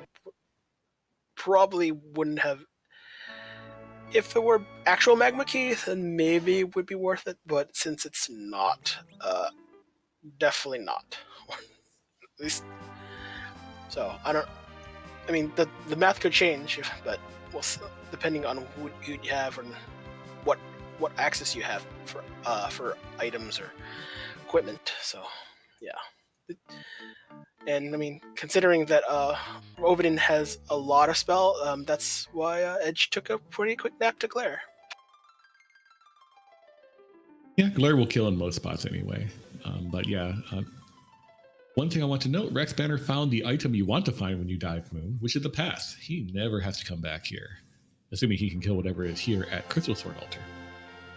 And also, by finding those 2 tails, Rex Banner now at 10 key items, getting bonus XP, double XP from all of these remaining fights, may head back to the Earth with a fair amount of levels on all of his characters, most of them sitting around level 40 right now.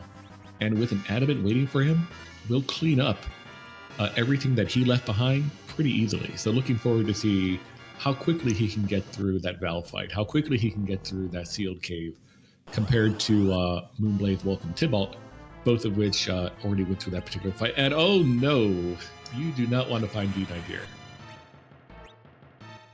Painman in a spot where it was a Wyvern spot doesn't punch, and which also means Dark Wave hurts a lot. There's nothing really to mitigate Dark Wave's damage, as it ignores defense. It's just raw pain. So you have to just heal it. And since we have 2 roses, the battle becomes a little trivialized a bit. Just have to survive 3 dark waves, and then he has his speech, because speeches. I think for the tail turn-ins, it's just given it's rat tail. you always want to do it with the pink tail at the same time whenever convenient, because rat tail typically gives you another key item you usually need. Although I don't think in this instance you don't need any more key items in this seed, I think, to finish it. So I think it's especially it's just I think and the rat tail is required for the seed. So yeah, pink tail is a nice bonus when you do have it. I think and it's nice once in a while when the rat tail turns into the pink tail, which then turns into the adamant. Now we're seeing some interesting routing from Tybalt here, deciding to go to the giant before going to the moon. Now I can understand why he's doing this, because XP, I love XP, and you get a ton of it. You have 10 key items, you'll get, what, 500,000 XP from clearing the giant. But one thing Tybalt is missing is a cane. That cane is waiting at the lunar dais. Tybalt has an Avenger. If he's not going to get that 500,000 XP on that cane, I don't know if Tybalt takes the cane anymore. That's it. Yeah. Given, well, you don't know what you don't know till you found it. So, yeah. Sometimes, usually, I mean, if I were running this, I would probably try to at least check out the lunar dais, just to avoid it showing up when you have to actually traverse through the lunar subterranean. So that's just kind of like try to save a little bit of time for the future, even though it's just like it consumes time, but you know you don't want to reset out of it and then just do the event again. So is this Ogo? It is Ogo. Hi, Ogo. Yeah, everyone's favorite nope rope. Yeah, Ogo, favorite to all runners, except not really. It's the 50% dual big wave damage. It's easily one of the usually a surprise then reset, because you probably might have not healed up before the battle, and you don't want down characters before you even get a turn. So yeah, the spot is beefy, at least in terms of HP. I don't think the speed. I don't remember the speed of this. I just know this is the fastest spot in the game. Oh well then. Yeah, so yeah, you want fast and beefy. Yeah, those are great combinations for bosses. You know, they love it. Runners hate it. So. Well, don't be too intimidated by this particular spot. So Ogo hits like a wet noodle here. He is a wet noodle, and he hits like one. Nothing here hits for a lot of physical damage. Magic damage, yeah, it can be up there. But physical damage, you're going to see Sid and even Edge take minimal damage. This is actually not too difficult for Tybalt. It's just going to be time consuming because that is a lot of HP. 65,000 HP to chew through, and unfortunately Edge took a little bit of damage there. May want to put him in the back row. Yeah, I mean, we got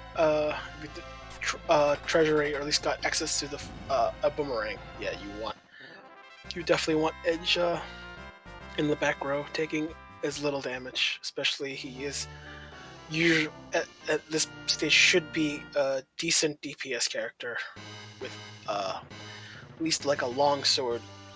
With a full moon is essentially longsword power, or greater on both hands, and usually sufficient for most seeds. Obviously, you want the best, but I've seen dual longswords as kind of like the minimum for Edge damage wise. Should be in usually pretty good.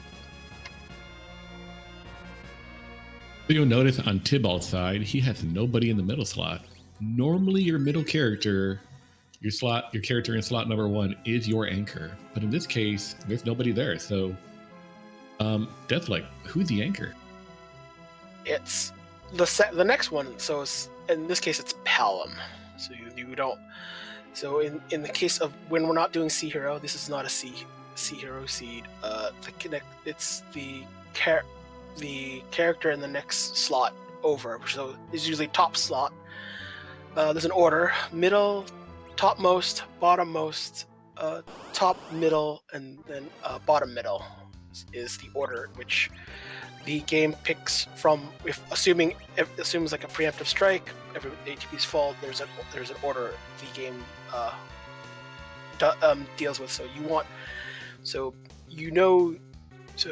in this instance, it's Palom. So yeah, it's just because there's no one in the middle slot doesn't mean someone isn't the anchor. Someone in the next available slot is the anchor. Yep, absolutely true. So Tybalt approaching this fight and has it definitely under control, getting his blinks up, has both of his berserkers berserked. So this is just a slog at this point.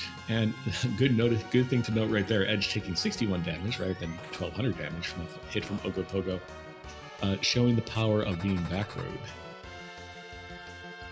Yeah, that the biggest property of being in the back row is having your defense essentially doubles. Literally, it doubles. So if you have 50 defense, it becomes 100. Subject to other things happening, but that's still basically there's other things that come with the back row, like penalties where you have half accuracy. So Ogo punching someone in the back row, half accuracy. So it punches half as effectively. And I think there's a few other things I can't remember, but other than that, the one thing, this spot isn't. I mean, the element spot is normally punch heavy, anyways. I think Ruby doesn't punch, but that's beside the point. The punches are usually pretty manageable. So yeah, I guess the punches not as threatening. I mean, it could be a D-mist and they'll just be just more annoying. But we know where D-mist is. At least it's not here. Correct. So Rex Banner, I believe, just cleared cave value, has completed his full clear of the moon at the 1 hour 39 minute mark, and will be interesting to see where Rex goes. He has a choice now. He can go back to Earth, finish up, or he can route in Giant right now, because that is an objective. He has to finish it. I think Rex probably goes to Giant from here. Probably feeling pretty comfortable with his levels, pretty comfortable with his offensive ability, and then finishes up his. Oh no, I'm wrong. He's going underground. He's going back to the Earth. Never mind that. But Giant may have been an interesting up play from here to just get it out of the way and minimize the amount of transitions you have. Here from the moon to the blue planet and so forth. Meanwhile, Tybalt through Ogopogo, well done to him. Will be doing the CPU spot, but doesn't want to do that fight again. So we're going to see probably a heal and a save. Which I am definitely in agreement for here. Yeah. And one other thing, Moonblaze Wolf is pretty close to being our first player in Go mode. All Moonblaze Wolf needs to do is that ribbon room, and they will have all of the key items they need. Just need that rat tail in order to be in Go mode. Yeah, once you've essentially defeated everything on the moon, go just do Giant. It's like, it's right there. And regardless of whether you start to doing the Giant, you just go directly to the Giant. But I think you want your Adamant now, and this is a good time as any to do Adamant. So yeah, there, which is why Rex is doing it. Did we get an Adamant, or did we get something else? We got an Adamant from the Pinktail turn-in, and we got a Pan from the Rattail turn-in. Yeah, no.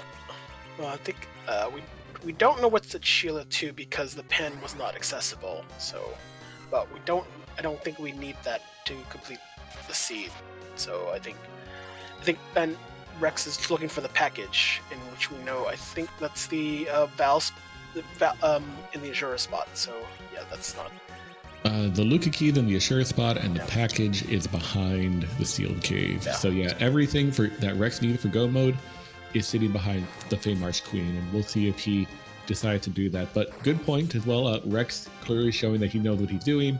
Heads back to Earth because he had that pink tail. He wants that. Adamant likely before he goes to try to tackle that Giant. So Good heads up play on his part. And Tybalt threw that Octomam at the CPU spot, very punchy spot, but much lower HP than the Element spot, done with the Giant. So our first runner done with the Giant, rewarded with an Edward. Hey, you have a spoon. Take the Edward. Take the Edward. Come on. Too bad at this point in the game, unless we're going to do second grind. Usually the first grind is just doing the lunar subterranean itself is the grind. So doing second grind, probably not gonna happen. You got 10 key items. You gotta do some moon spots. Oh, come on. Not too bad. That's a nope word. So maybe if only he showed up earlier, he could show some moves. But the seed didn't need him. So so I guess Tybalt said this. Tybalt agreed with that. I'm still really interested to see if Tybalt takes the cane. That Avenger has probably been burning a hole in his pocket for the last hour 30 minutes or so. I think he might be a little unhappy when he sees that cane, actually. The Sheila 2 Magma Key. Yeah. Thanks. No thanks. That's the after you go to the underground, you get the Magma Key. Yeah, thanks. That's the Magma Key disappointment moment. It's like yeah, no thanks. Yeah. Nice validation, at least. Like, well, I had to do that hook route.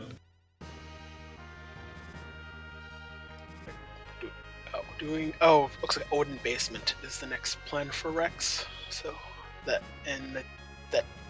does not turn up a key at him. So that will be a time sink, but it's okay. That's okay. Looks like Tybalt is gonna find out. Oh, here's that guy I wanted. But it's a bit probably be a nope. Though I think we just arrived. It might as well. Let's see if he gets picked up. Nope. No love for Banana Boy tonight. And I just want to note that it's 11:45 p.m. Eastern here. Now, I'm not sure if it closes at midnight Eastern, but the amount of time left to sign up for our Adamant Cup, which groups will be rolled and announced tomorrow night at 7 p.m. Eastern, and play begins on Tuesday, it's coming to a close. I'm not sure if it closes at midnight Eastern or midnight PST, but if anybody's still out there, still on the fence on whether or not they actually want to join, whether they want to play, you have a little bit of time to make a decision. Join our Discord if you aren't already on it, and you can sign up there, or at least find the link to sign up there. Yeah, it's gonna be a fun tourney. I mean, who doesn't like adamant armor? I mean, this is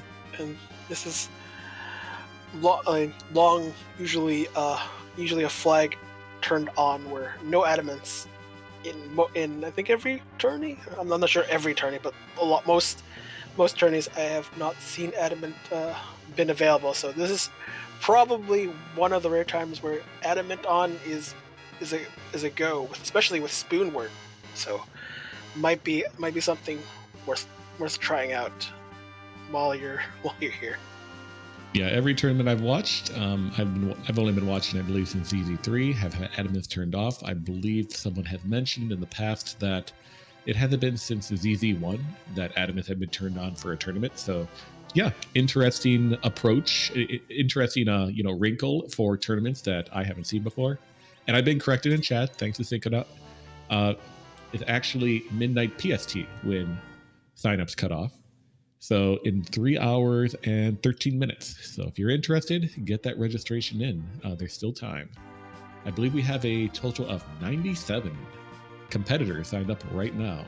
That number can still go up. Come on, let's get it to 100. Maximum participation. Let's go. Rex just triggered the rare message, which unfortunately adds time to his battle, but it's still funny. It's like, yeah, I'm almost dead, but I gotta go. but I gotta say a few things, say a few words. Yeah, Rivi, we love you. More leg. And deciding to walk out that white robe, interesting. Very good armor, of course, for Rhoda, but not sure if it's actually worth the time here. I'll have to ask Rex about that during the post-game interview. Well, I mean, we have two roses, so one of them's going to carry the sorcerer robe, one will carry the white robe. So one is probably, and they're probably going to be doing healing duty, or at least one of them is, especially the one with the white robe. You want the sorcerer robe to kind of take a little bit better chance at avoiding damage.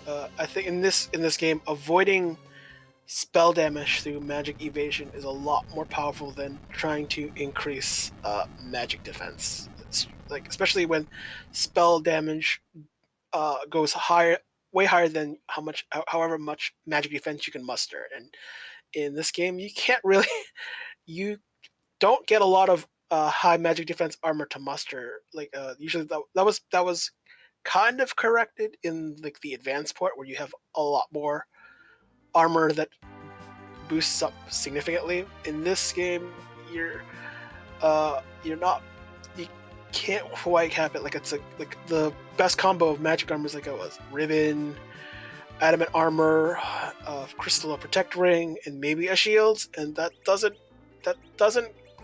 not even remotely reach the amount of magic damage, spell damage that Zero almost puts out. So when you're trying to kind of optimize a little bit, at least if you in terms of damage taking, you have to have a character. It's easier for mages, not so much berserker, getting their magic evasion up as much as possible, especially like some characters like Radia or Porum who have low HP. You give them enough magic evasion, they'll reasonably shrug off a number of big bangs, so that they don't just kind of take naps. Indeed. And then one thing I forgot to mention, Moonblade Wolf is indeed in go mode. I forgot to mention that earlier when they finished the demist at Ribbon Room. So trudging down the giant right now, last check remaining for Moonblade Wolf before they get their crystal, and have the path in hand, so we could see Moonblade Wolf finish within the next, I want to say, maybe 10 to 11 minutes, depending on how long it takes for them to finish up this particular giant. Very confident, by the way, not even saving, just trudging right on down to the element spot. Nothing to really worry about. That Ogopogo is not going to challenge them. Yeah, but when you've done cleaned up essentially the lunar subterranean, you're pretty much able to do anything at this point. I mean, there can be some surprise bosses, but really, for the most part, once you do the lunar subterranean, you're usually able to do anything else in the seed. So this is, yeah, confidence is warranted for sure. So we are on the eve of the tournament, and play begins in about 3 days. So I want to hear your prediction. What is your one wild prediction that you have for the Adamant Cup, if you happen to have one? Had predictions? I don't carry a crystal ball. I wish it. I'd have to think about this. Not to put you on the spot. No, it's okay. I would just enjoy a lot of the 4 character sets, honestly. I mean, when you see the full party and you do in a quicker grind, like more not more nuanced grinds. 4 characters is usually enough, like for most seeds, just to take care of, and we'll see a lot of skill on display. So, because sometimes anchoring might be a problem. Like if you 3 characters with kind of like a floor anchor, those fights are a bit more difficult. So that we might see some of that, but you will usually want to keep more of your characters alive to do something, to be productive. Like even if it's Tella will do something. He will be productive for most of the seed. So the value in the characters get rolled in a seed will will kind of you'll demonstrate every runner skill. It can look daunting, but it's very manageable. It just takes a lot of practice and understanding each character's value, and every character is viable. That's even the ones that won't be we won't be seeing later on in the brackets. But for this having every character being valuable on display will be something I love seeing during this tourney. Yeah, it's going to be a wild one. I have a little wild prediction, which is, well, maybe not that wild. But in ZZ3, we saw a lot of pink puffs, our newbie league, our beginners league, actually qualify and make it into the round of 32. Players like NG Dave, players like Cubs Rule and Mike. I think we see that again. Though in ZZ4, we had a top 64. In Adamant Cup, we're going to have a top 32 that advanced to bracket. So half as many. But we've seen a lot of talent out of the current crop of pink puffs. Cubs Rule again, finishing second. Curios finishing first. Venicus finishing third. J-Brun, Funnel Cakes. I mean, plenty of fantastic talent. I would not be surprised if any one of them or multiple of them happen to make it into the round of 32. I'm looking forward to seeing it happen. Yeah, I've seen quite a bit the Pink Bug Puff League. It's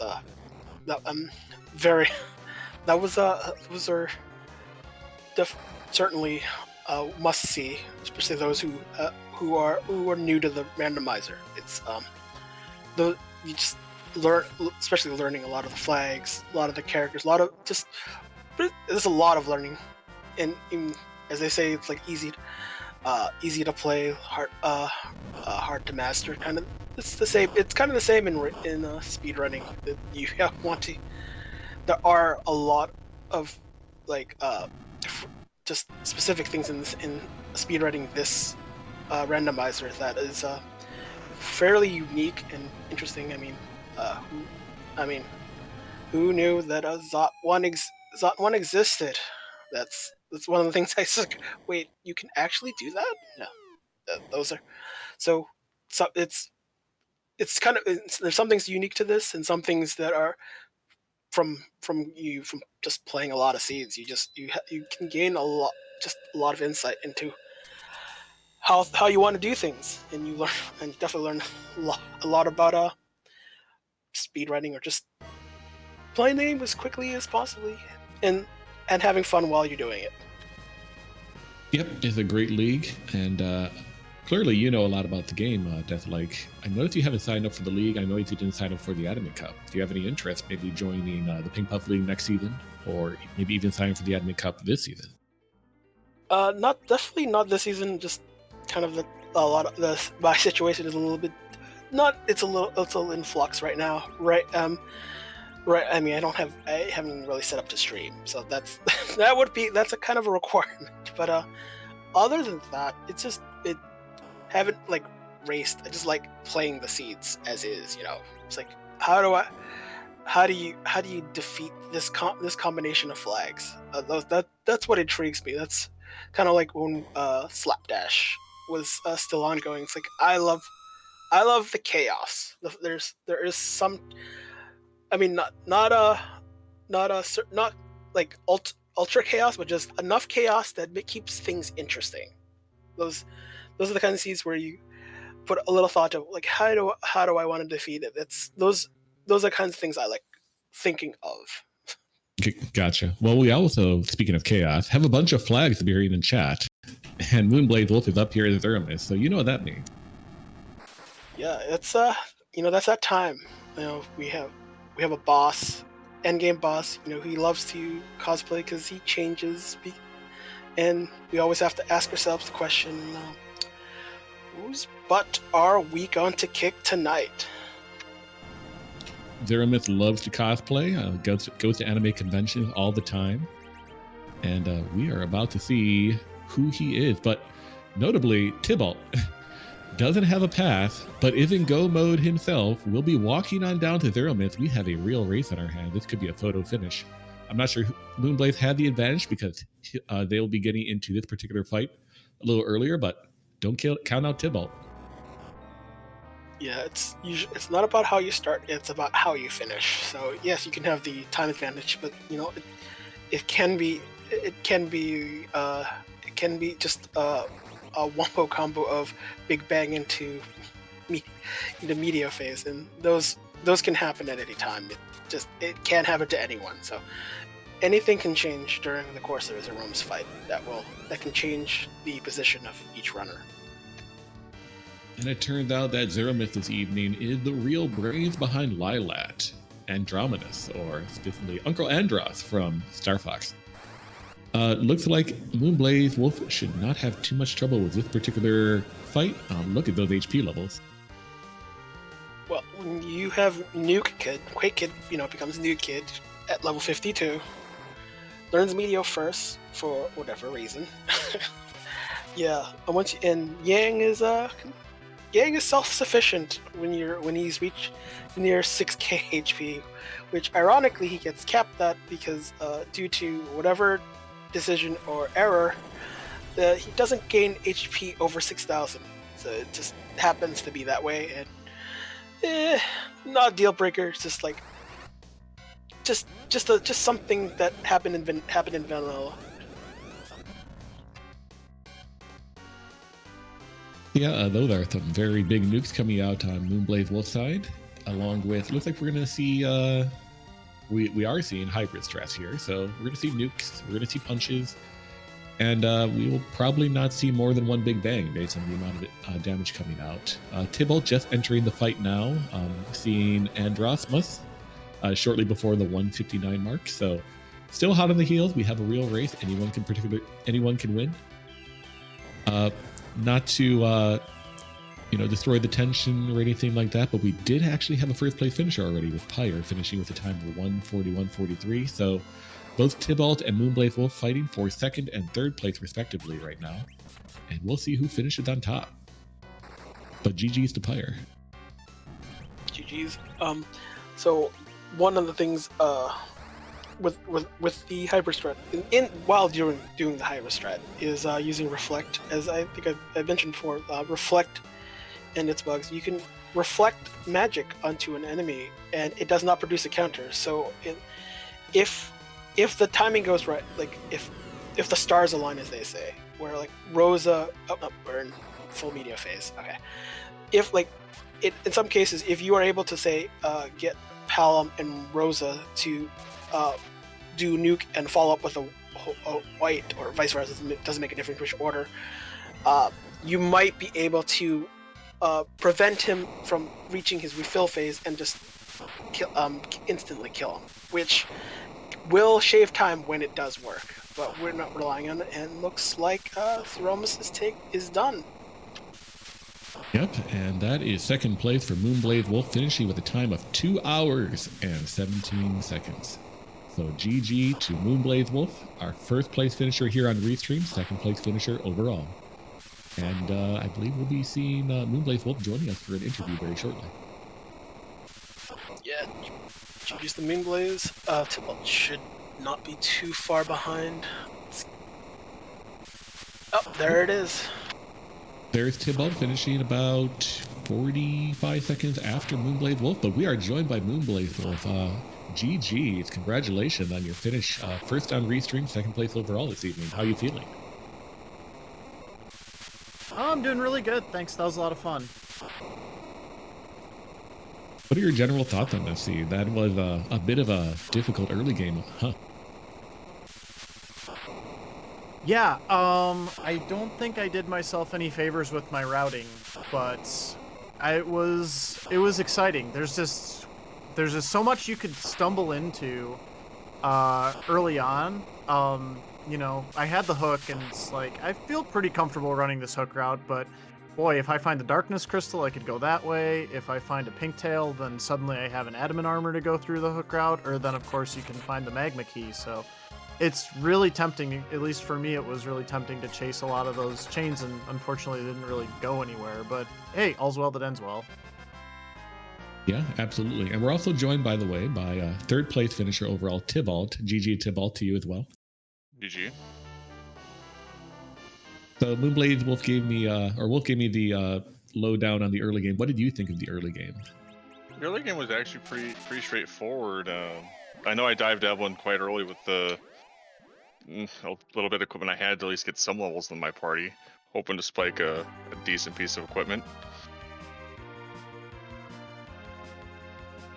And you did find that Avenger. However, you didn't find that Kane until pretty late.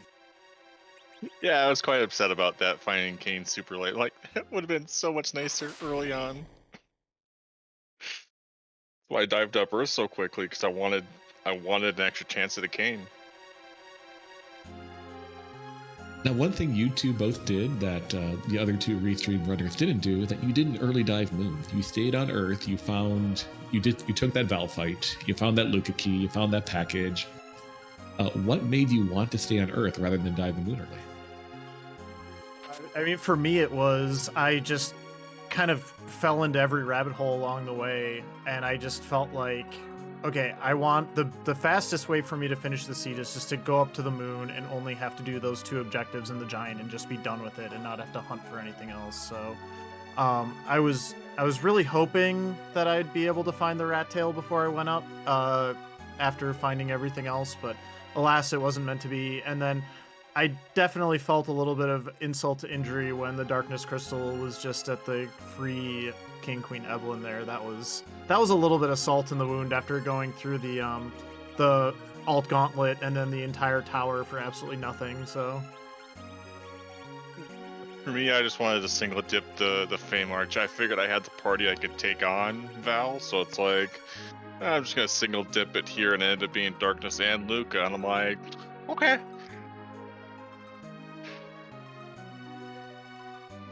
Now, there was a little bit of divergence between the two of you. Wolf, you decided to do the LST before doing the Giant. Tybalt, you decided to do the Giant before the LST. What was your thinking, for both of you, behind that particular choice? For me, it's there's no way I can find the rat tail up in the Giant. I just want to find all the stuff that I need and then do the Giant last. There's really no reason, at least in my mind, to do it early, unless you're trying to do it super early and factor a grind into it. But for me, it didn't make a lot of sense. But I'm still trying to figure out how I want to route those kinds of objectives, because it's a little different with no boss hunts. And I'm not sure if I'm right or not, but to me, that's sort of been my philosophy on like the Giant or launch the Falcon on a magma key seed, is just, save it to last, because you're not going to get any progression there. Yeah, for me, it was to finish up the grind so I get the nuke on Palom, and I figured I don't have the pass. I'm gonna have to make the screen transition between the Moon and Earth multiple times, unless the rat tail or one of my objectives turns into the pass. So I'm gonna have to travel multiple times. Why not just take out the Giant right away and then go up to the Moon and make it in like one fell swoop, so to speak? Very logical on both of your parts. And clearly worked out for both of you, finishing as highly as you did. Yeah, I mean, I don't think there's a right or wrong answer to that, because I ran into the issue. I don't know if you noticed or commented on it, but when I saw that demist, I wanted nuke for my Palom, so I actually had to go do a Siren in order to get that. So I bet Tybalt didn't have to do anything like that, because he probably, I don't know if you kept Palom, but you probably had nuke for that demist right out of the gate in that case, and that would have factored in nicely and been a little more streamlined, I have to admit. So. Yeah, no, I believe you both had the same character or party lineup at the end, so great minds think alike and all that. I did see you bounce out the demist, and I was hoping you would have bounced right back, and luckily you did, because we knew Rex had already found the rat tail and the pink tail behind that demist spot pretty early, so we knew we were in no mode. You guys were not yet in that point, and I'm glad that you didn't go chasing down a different rabbit hole. Yeah, that demist has been giving me all sorts of headaches lately. There was an async where it was guarding the hook route, and it was not a very good party for it, and it was like there was no way to get through that fight in less than like 10 or 15 minutes. So I think for those of us who are getting used to the no boss hunts and no demist having a key item, we're, you know, at least when demist would turn into a key item, you could hope it would actually be useful to you. And now it's just a really annoying boss, kind of like the alt gauntlet or some of those other fights. Yeah, it'll be interesting to see in both group and bracket stages how many people decide to just walk away from the demist at like a single key item moon spot. Like people are likely to do, say, like an alt gauntlet at the Masamune spot, which I tend to do quite often too. And whether or not that will actually bite someone in the butt. Yeah. Yeah, but it all depends if you're relatively equipped for it. Like anywhere on the moon besides Masa, if I've got 5 hourglasses, I don't have a problem with it. You stick it at that Masamune altar. Do I have any anti-dragon? Do I have anti-machine? Yeah, it's definitely a testy spot. Now, for both of you, so our signups are closing for the Adamant Cup in less than 3 hours. We are going to have our groups rolled today, Eastern time zone at least. If you're on the West Coast, maybe tomorrow. And we're going to have them released at 7 p.m. Eastern. For both of you, what are you hoping for in your group stages? Is there any like blood feud you're interested in settling in the group stages, for example? Not really for me. I just hope I hope my group and a lot of the other groups are nice and balanced, and everybody has a couple matches that might challenge them and a couple matches that they feel are winnable, or against friends or people that they're looking forward to playing. So, no, nothing too high on the agenda list for me. I skipped the last tournament, so I'm honestly just looking forward to getting back into things. And I will say, this was actually my first bracket seed in a really long time, and it wasn't as scary as I thought, so that was kind of nice too. For anybody who is thinking about signing up, or maybe you're on the fence and you're worried about the flag set, or there's stuff there that's kind of bothering you, or you're concerned about it, this wasn't too bad. It was a lot of fun. The stuff that was challenging in this seed would be challenging in any seed, and it was a good time. So For me, it's thoughts of like, I want Possum to be in my group, but then I don't at the same time because we like to snipe each other. So it's one of those like, do we really want to be mean to the admins or not? I was kind of expecting you to say you want a revenge against Sorbius. And Sorbius, yeah, Sorbs too. I mean, there's a lot of people that are out there that I want to get back at. I feel like I've improved since the last turn, so hopefully I can do better than last time. Well, you did great last time making brackets, and Moon, of course, is a very well-known and very good runner. Probably would have made brackets in ZZ4 if you had competed. So I'm sure everyone's going to be hoping, well, not to be in your group, but have a little bit of luck when they play either one of you.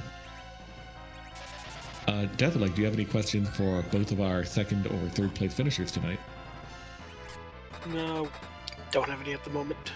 But, those definitely good races. Either way. GG's to both of you. thanks, and thanks for volunteering tonight. I hope everybody enjoyed the race as well that came out and watched. It was very educational. If either of you have any final comments, go right ahead. Nope, just don't forget to sign up. Well, I'm looking forward to the bracket reveal tomorrow. I'm gonna make a point not to see them beforehand, so I'm gonna be just as surprised as everybody else. So it's gonna be a lot of fun. Yeah. Thanks for the restream and the commentary. We couldn't do this show without you. And tracking and restreaming as well. Can't forget those. Absolutely. Well, thank you for volunteering. We love volunteers for, restreaming and for commentary, and we can't do it without you all as well. So thanks again. GG's to both of you. Very strong finishes tonight. Showed a lot of skill, and I hope to see both of you make a deep run in the tournament. Thanks. Thank you.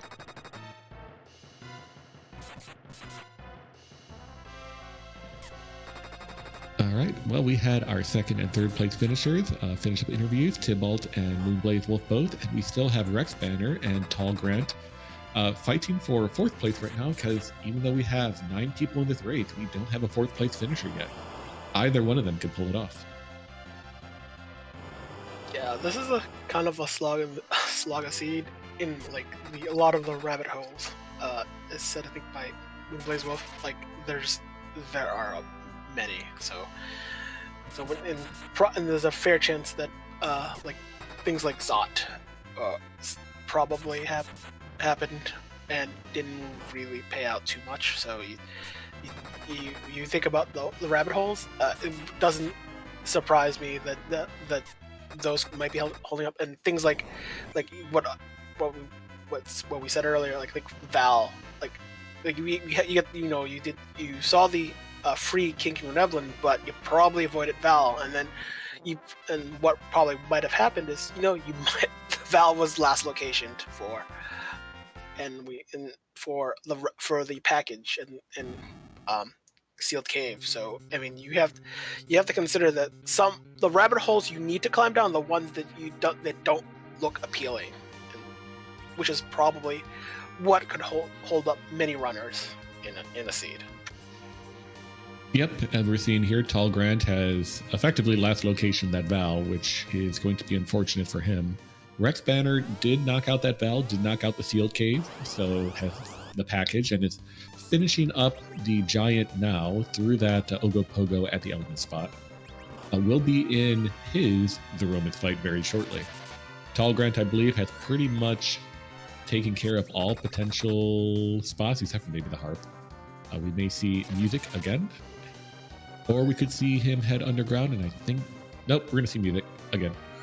No, maybe Odin? Either way, Tall Grant is running out of spots and will eventually chase that Val.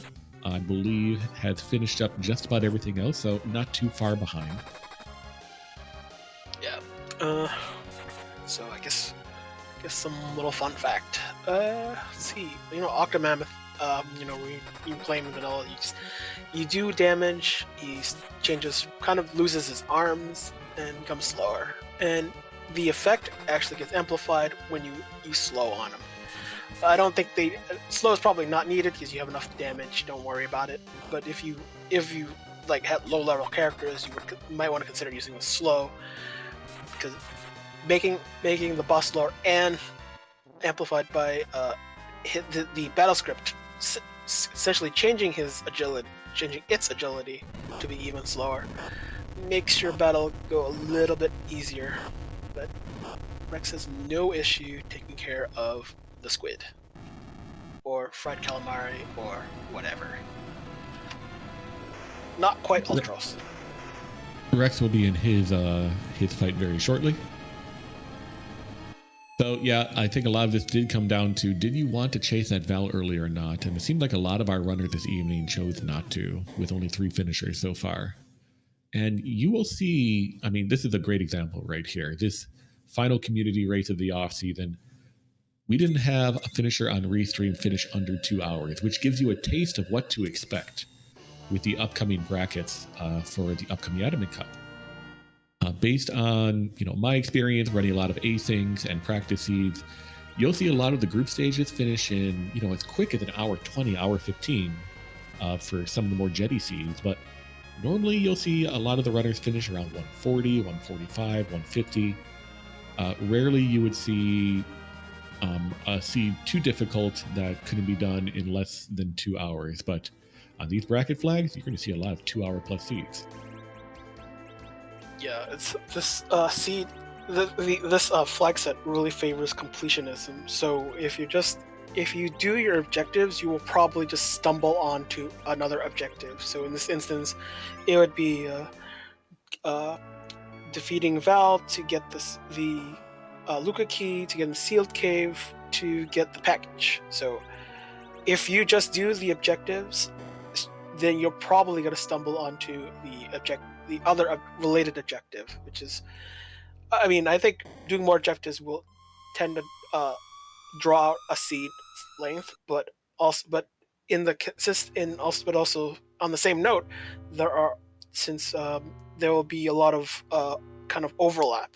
That more objectives will mean you will probably do it on your way to doing something else anyways.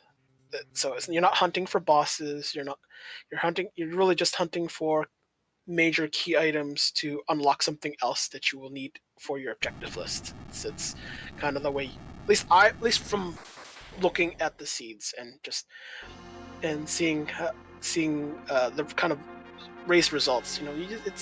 It could be a jetty seed, but not likely. If you do get a jetty seed, great.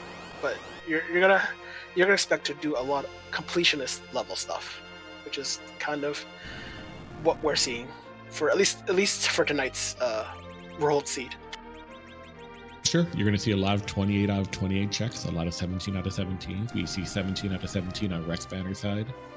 I think Rex Banner may have done 28 out of 28 as well. So, very high completion, which I believe is what the tournament admins were going for when they designed this flag set. They wanted as high completion as possible. And you'll see a lot of that in the group stages too, which is coming up. But I think you'll see maybe even more of that in the bracket stages. But Rex Banner is now in his Aromas fight. Androthmus is showing his face for the third time this evening. But again, a different setup with 2 Rosas and the Edge and the Anchor Spoonward, which will maybe get a hit off, and that's about it before he bravely decides to take a nap. Or hides, sure, bravely run away. But it's going to be a little lower damage for Rex Banner's party without a high damage Yang or a nuke casting Palom. We're also doing this through some music. I'm going to show.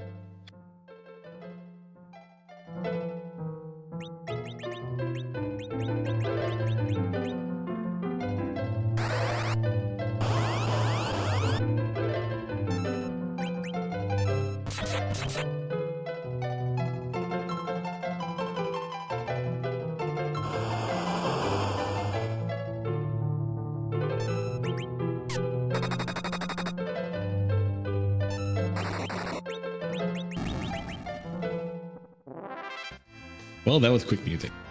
Back to the Aromas fight. I did have some thoughts on the Berserk. Well, earlier we saw some Berserk on Mist Dragon. So I did look this up.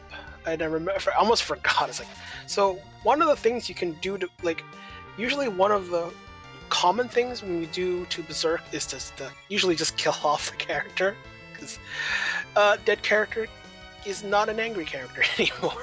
But one thing you can actually do, could be a little dangerous, is to use Charm. So Charm actually has every other kind of uncontrollable status effect is above Berserk. So we're talking about paralysis. So from hold spell, sleep, and charm. I think charm is the most easily acquirable and most effective because it has a high spell accuracy. So, but the time you want to do it is when that character makes their turn. You punch, you follow up with that with a charm, and then punch the character to get him out of Berserk. That might be something you let me consider. Sleep might not necessarily work because of the algorithms, mostly because if you have most characters have willpowers, usually reasonable high in value. I think Edge is probably the character that Edge and Yang and Sid are usually the characters that don't get a lot of willpower. They can be affected by sleep, although you'd probably, I'm not sure how you'd inflict it other than casting the spell, and the accuracy on that is maybe the Slumber Sword. I think Hold might actually work, although if you had the Heroine rope, that would make it not so appealing. So something to try on. I'm not sure anyone's going to do it. Use Charm on a Berserk character for the D-Mist fight during the Mist phase. That might help. I'm not sure it's the best idea, but something to think about. Maybe try out. Haven't seen that done very much, to be fair. I have to say it's a strategy I've never heard of before. Charm works on Berserk. like it works on an Avenger character too, but it does actually some weird side effects where it's like once in a while the character with the Avenger still attacks the enemy while charmed for a few turns, and then it kind of resets to the correct targeting, but it kind of does interesting stuff. You might want to try it out. Now, I was really appreciating what Rex Banner was trying here on this Aromas fight. He was keeping that Edward alive, base level Edward, for a long time. Fortunately, didn't make it through that big bang, unfortunately, but maybe we'll get Edward back up before this Aromas falls. No. Well, I think we're just using the Bard as the anchor. He's nap times at base level is everyone's had those characters. Radio's had a turn.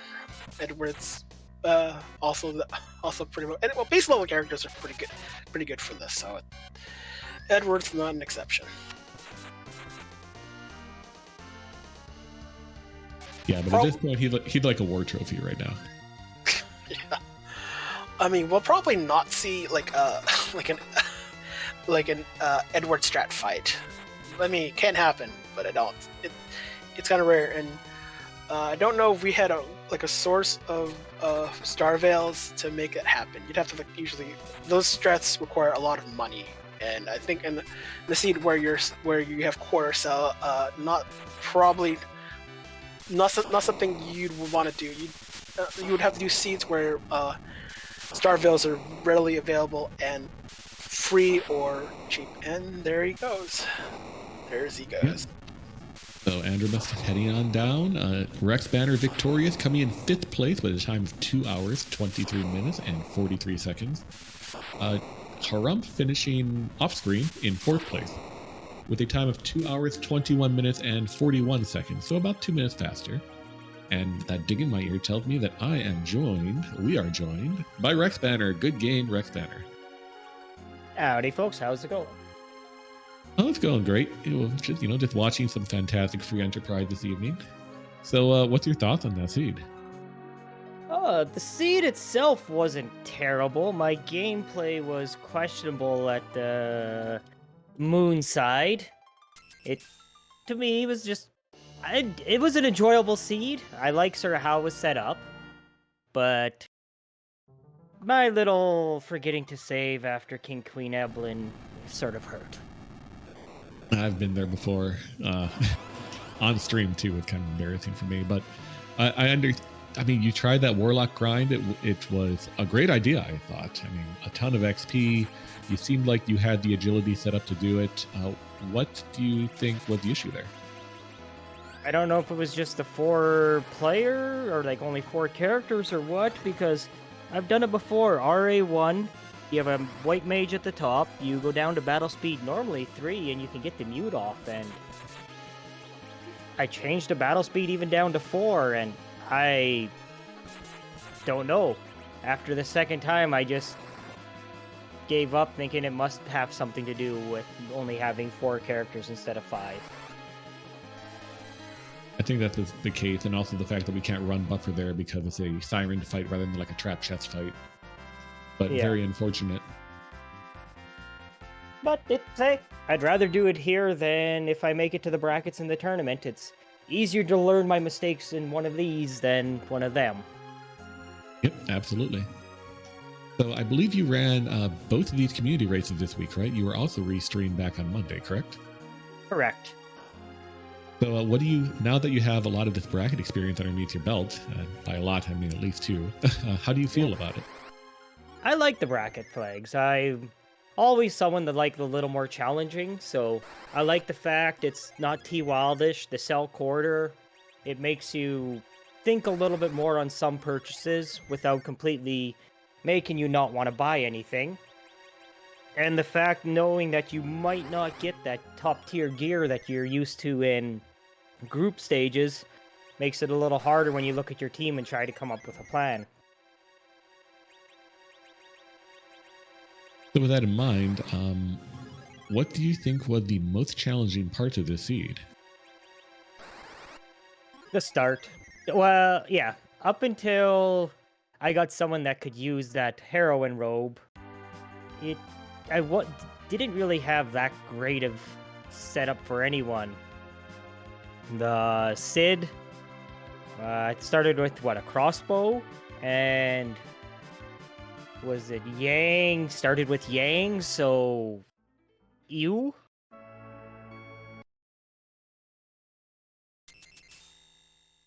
You had I have to admit, at least for everybody I was watching on Restream, the opening was very difficult. I don't think we had the last person to get underground was around the 59-minute mark, so a bit of a long hook route for many of our Restream runners.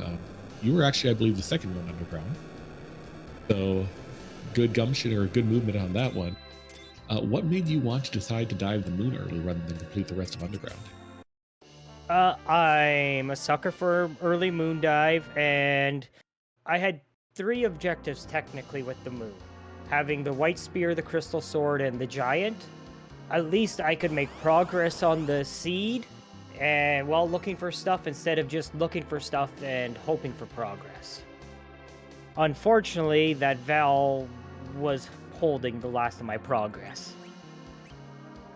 Yeah, I'm sure that when you saw that Val, you're like, no, I'll take the King Queen Evelyn, but Val, I'll save that for later.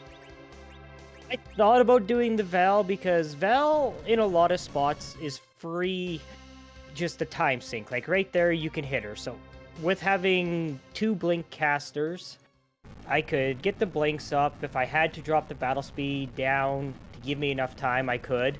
And then it'd just be the time sync if I didn't have a lot of damage at that point. And I just was trying to think, and I didn't want to do that time sync in there. But I regret not doing that time sync at this point.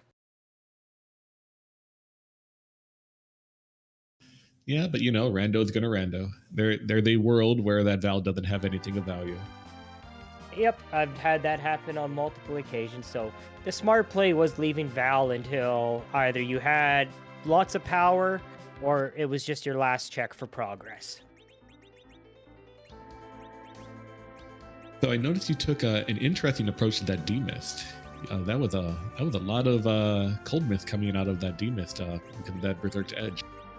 Was that intentional? Did you just think that it would be much quicker by doing that, or you wanted to minimize inputs, for example? I wanted to minimize inputs. Like, I figured that'd be quicker. I know with a single Berserk characters, it's 7 mists you go every time. So it does at least give me a setup, so when I figured D-Mist was getting down lower, I could get the Berserk on Rosa to hopefully finish it off in time. But yeah, I just figured at that point, get Edge swinging, he's going to be about my hardest hitter. I'll sit through the D-Mists and just wait until I've got, just about dead. Definitely was rewarded. You were definitely rewarded for it by getting both tails, including that pink tail, which was a guaranteed adamant. Was there any incentive or desire to just head back on down, back to Earth, turn in that pink tail, get a easy mode? I noticed you didn't, of course. You headed on down to Mothamune and were rewarded with the path from that particular location. But was there anything nagging in the back of your mind? Like sometimes when I dive moon on VCs, whether bracket or group flag, I'm like, I found 2 key items. Maybe I should just go back and do the rest of the stuff that I left on Earth. There was not after those 2, it was after I finished the Crystal Sword Altar. Once I had the bottom cleared and there was only the top left, I was really debating about heading back to the Earth and hoping for a Rat Tail chain.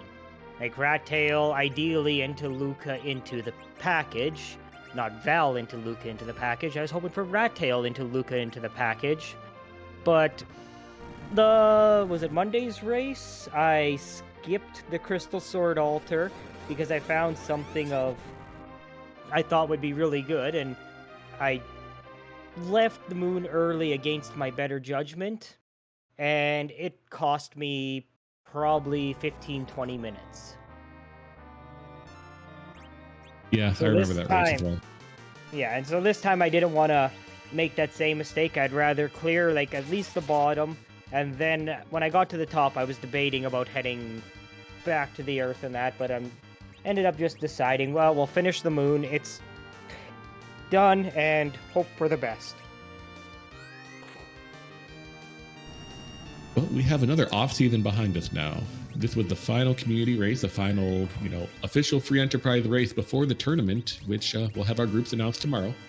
Do you have any hopes for the group stage? Maybe like, some blood feud you want to particularly take care of in the group stage, or someone you want to be matched up against?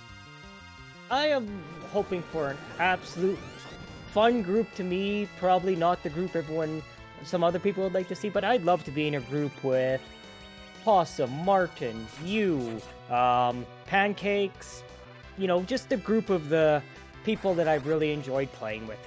I stand no chance of moving on from that group, but I think to me that would be the funnest group to have for the group flags.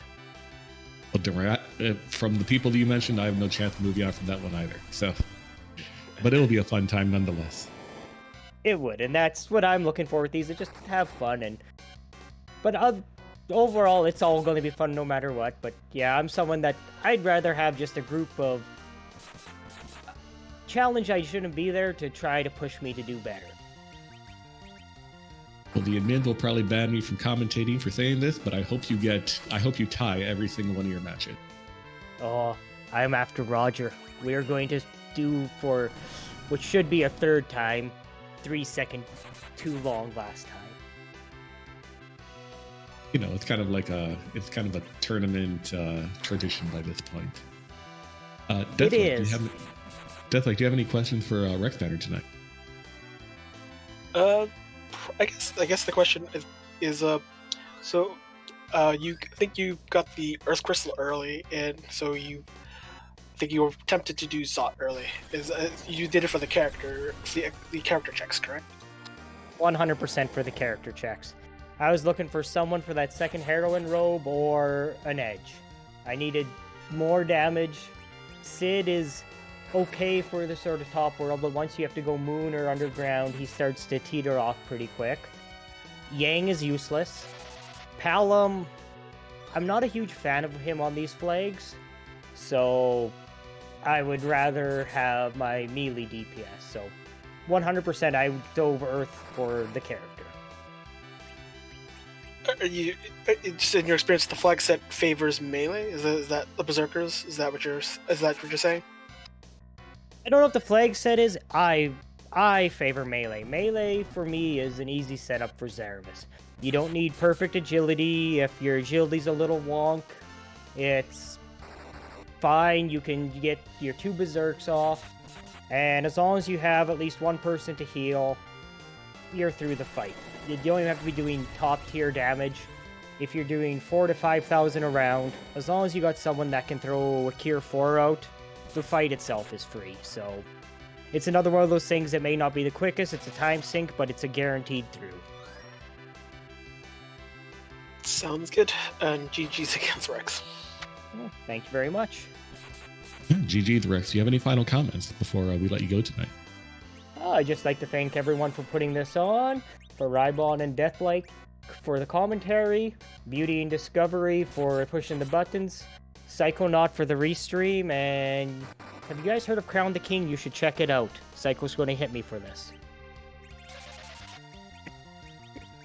But thank you guys very much. I appreciate everything. I hope you folks have a good evening. You too. And with that, that was our 5th place finisher overall, Rex Banner, and we turn our attention now to Tall Grant, still competing for 6th place right now. We don't have a 6th place finisher yet. Nearly done, I believe, with the Zeramis fight. We should be seeing rocks come out very shortly. Yep, that's all. It's, I mean, you get outside of Palom taking a nap. I think we can just let Edge and Yang do their things, not worry. It's when you like Berserkers are pretty simple. You just get them berserked and then they do damage. That's I mean, how much more simple can that be?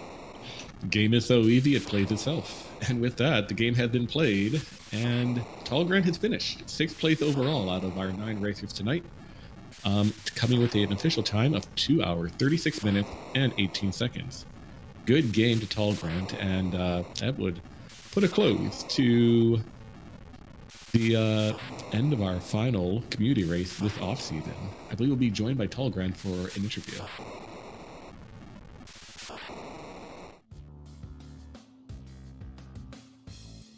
And there he is, man of the hour. Talgrant, congratulations on finishing the seed, 6th place overall. How are you feeling?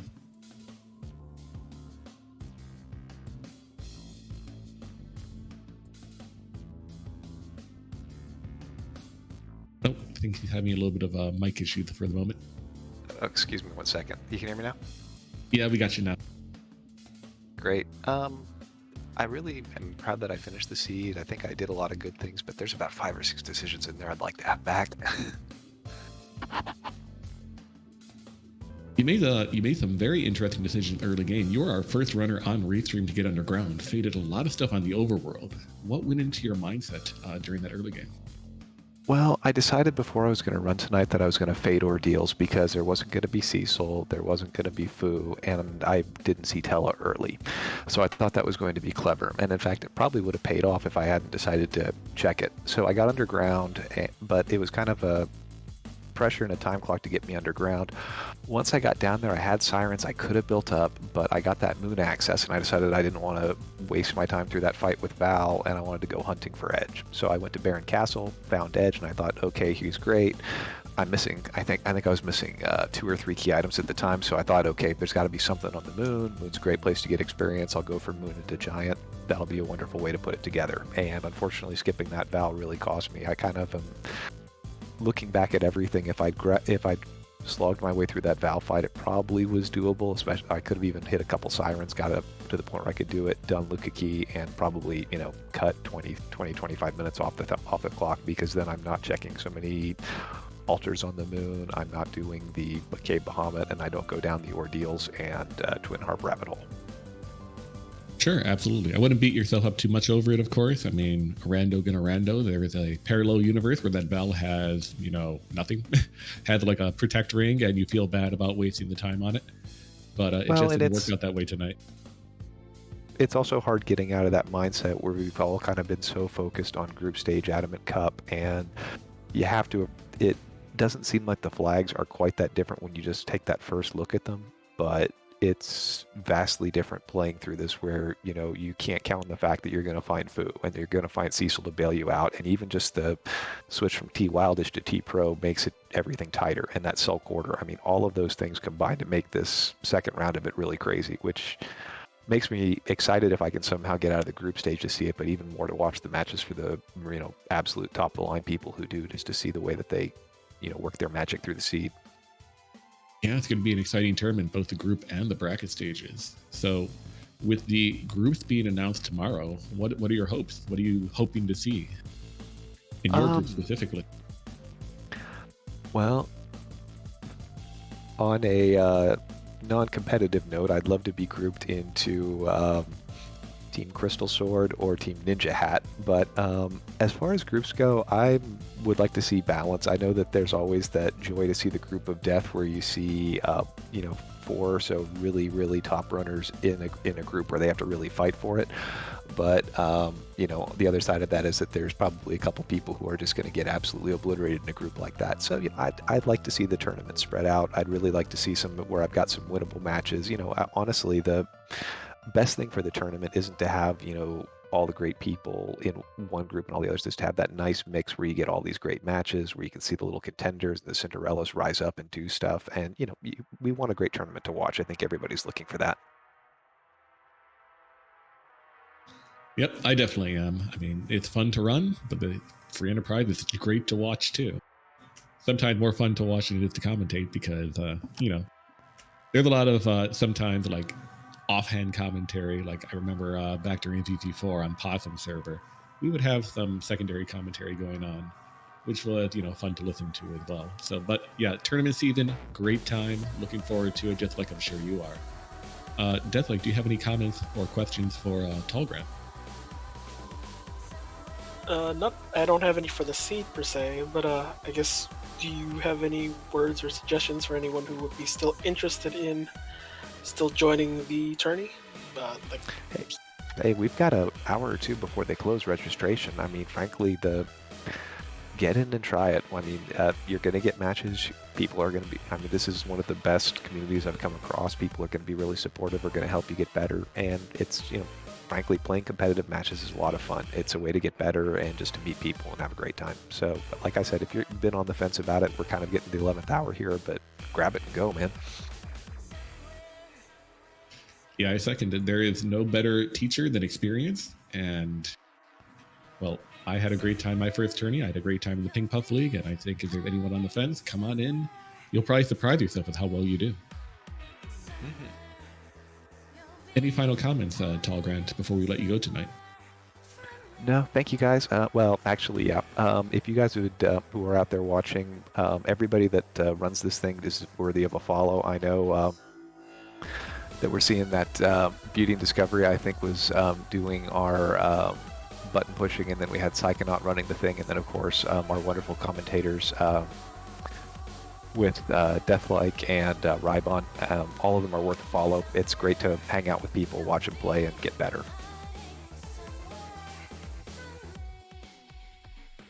We appreciate it, of course. And yeah, great. Very much appreciate, again, everyone behind the scenes, both Psychonaut for rolling this fantastic seed and Beauty and Discovery for playing Trachyon hard mode. Did a fantastic job. Tall Grant, thank you very much for volunteering to restream tonight, and hope to see you in the tournament and succeed and, get all the experience and get all the success you're looking for. My pleasure. Looking forward to it, guys. Thanks. Have a good night. And for us, we are done. However, we have more free enterprise coming up. We'll be hosting over to Denari right after this, running some Adamant cap flags themselves, doing some practice before the reveal tomorrow night. So yeah, if you are interested in the Adamant Cup, and of course you are, who wouldn't be? The groups are being rolled tomorrow, and groups will be revealed tomorrow evening, this channel, 7 p.m. Eastern, 4 p.m. Pacific. So join us for the reveal. See if we get a group of death or two, or see if we get balanced groups. It'll be a surprise to all of us, I'm sure. It will definitely be a surprise to me, and I'm looking forward to seeing it. Deathlike, any final comments tonight? No, I just think even if you are not going to be here to play in the tourney, I mean, it's good to just show up on Discord, or just roll a seed, see how free enterprise might entertain you. It's worth learning for sure. It's definitely good to see more things out of your favorite game, if it is your favorite game, to just to see more FF Final Fantasy 4, especially with the Pixel remaster being available now too. Yep, tourney season is a great time. I love watching all the thieves. I love watching all the races, and I'm sure you will too. But with that, we are done for tonight. So for everyone here at the Restream team, thanks. Have a good night. God bless, and don't spoil the race, or you get the bonk. Take care. Good night.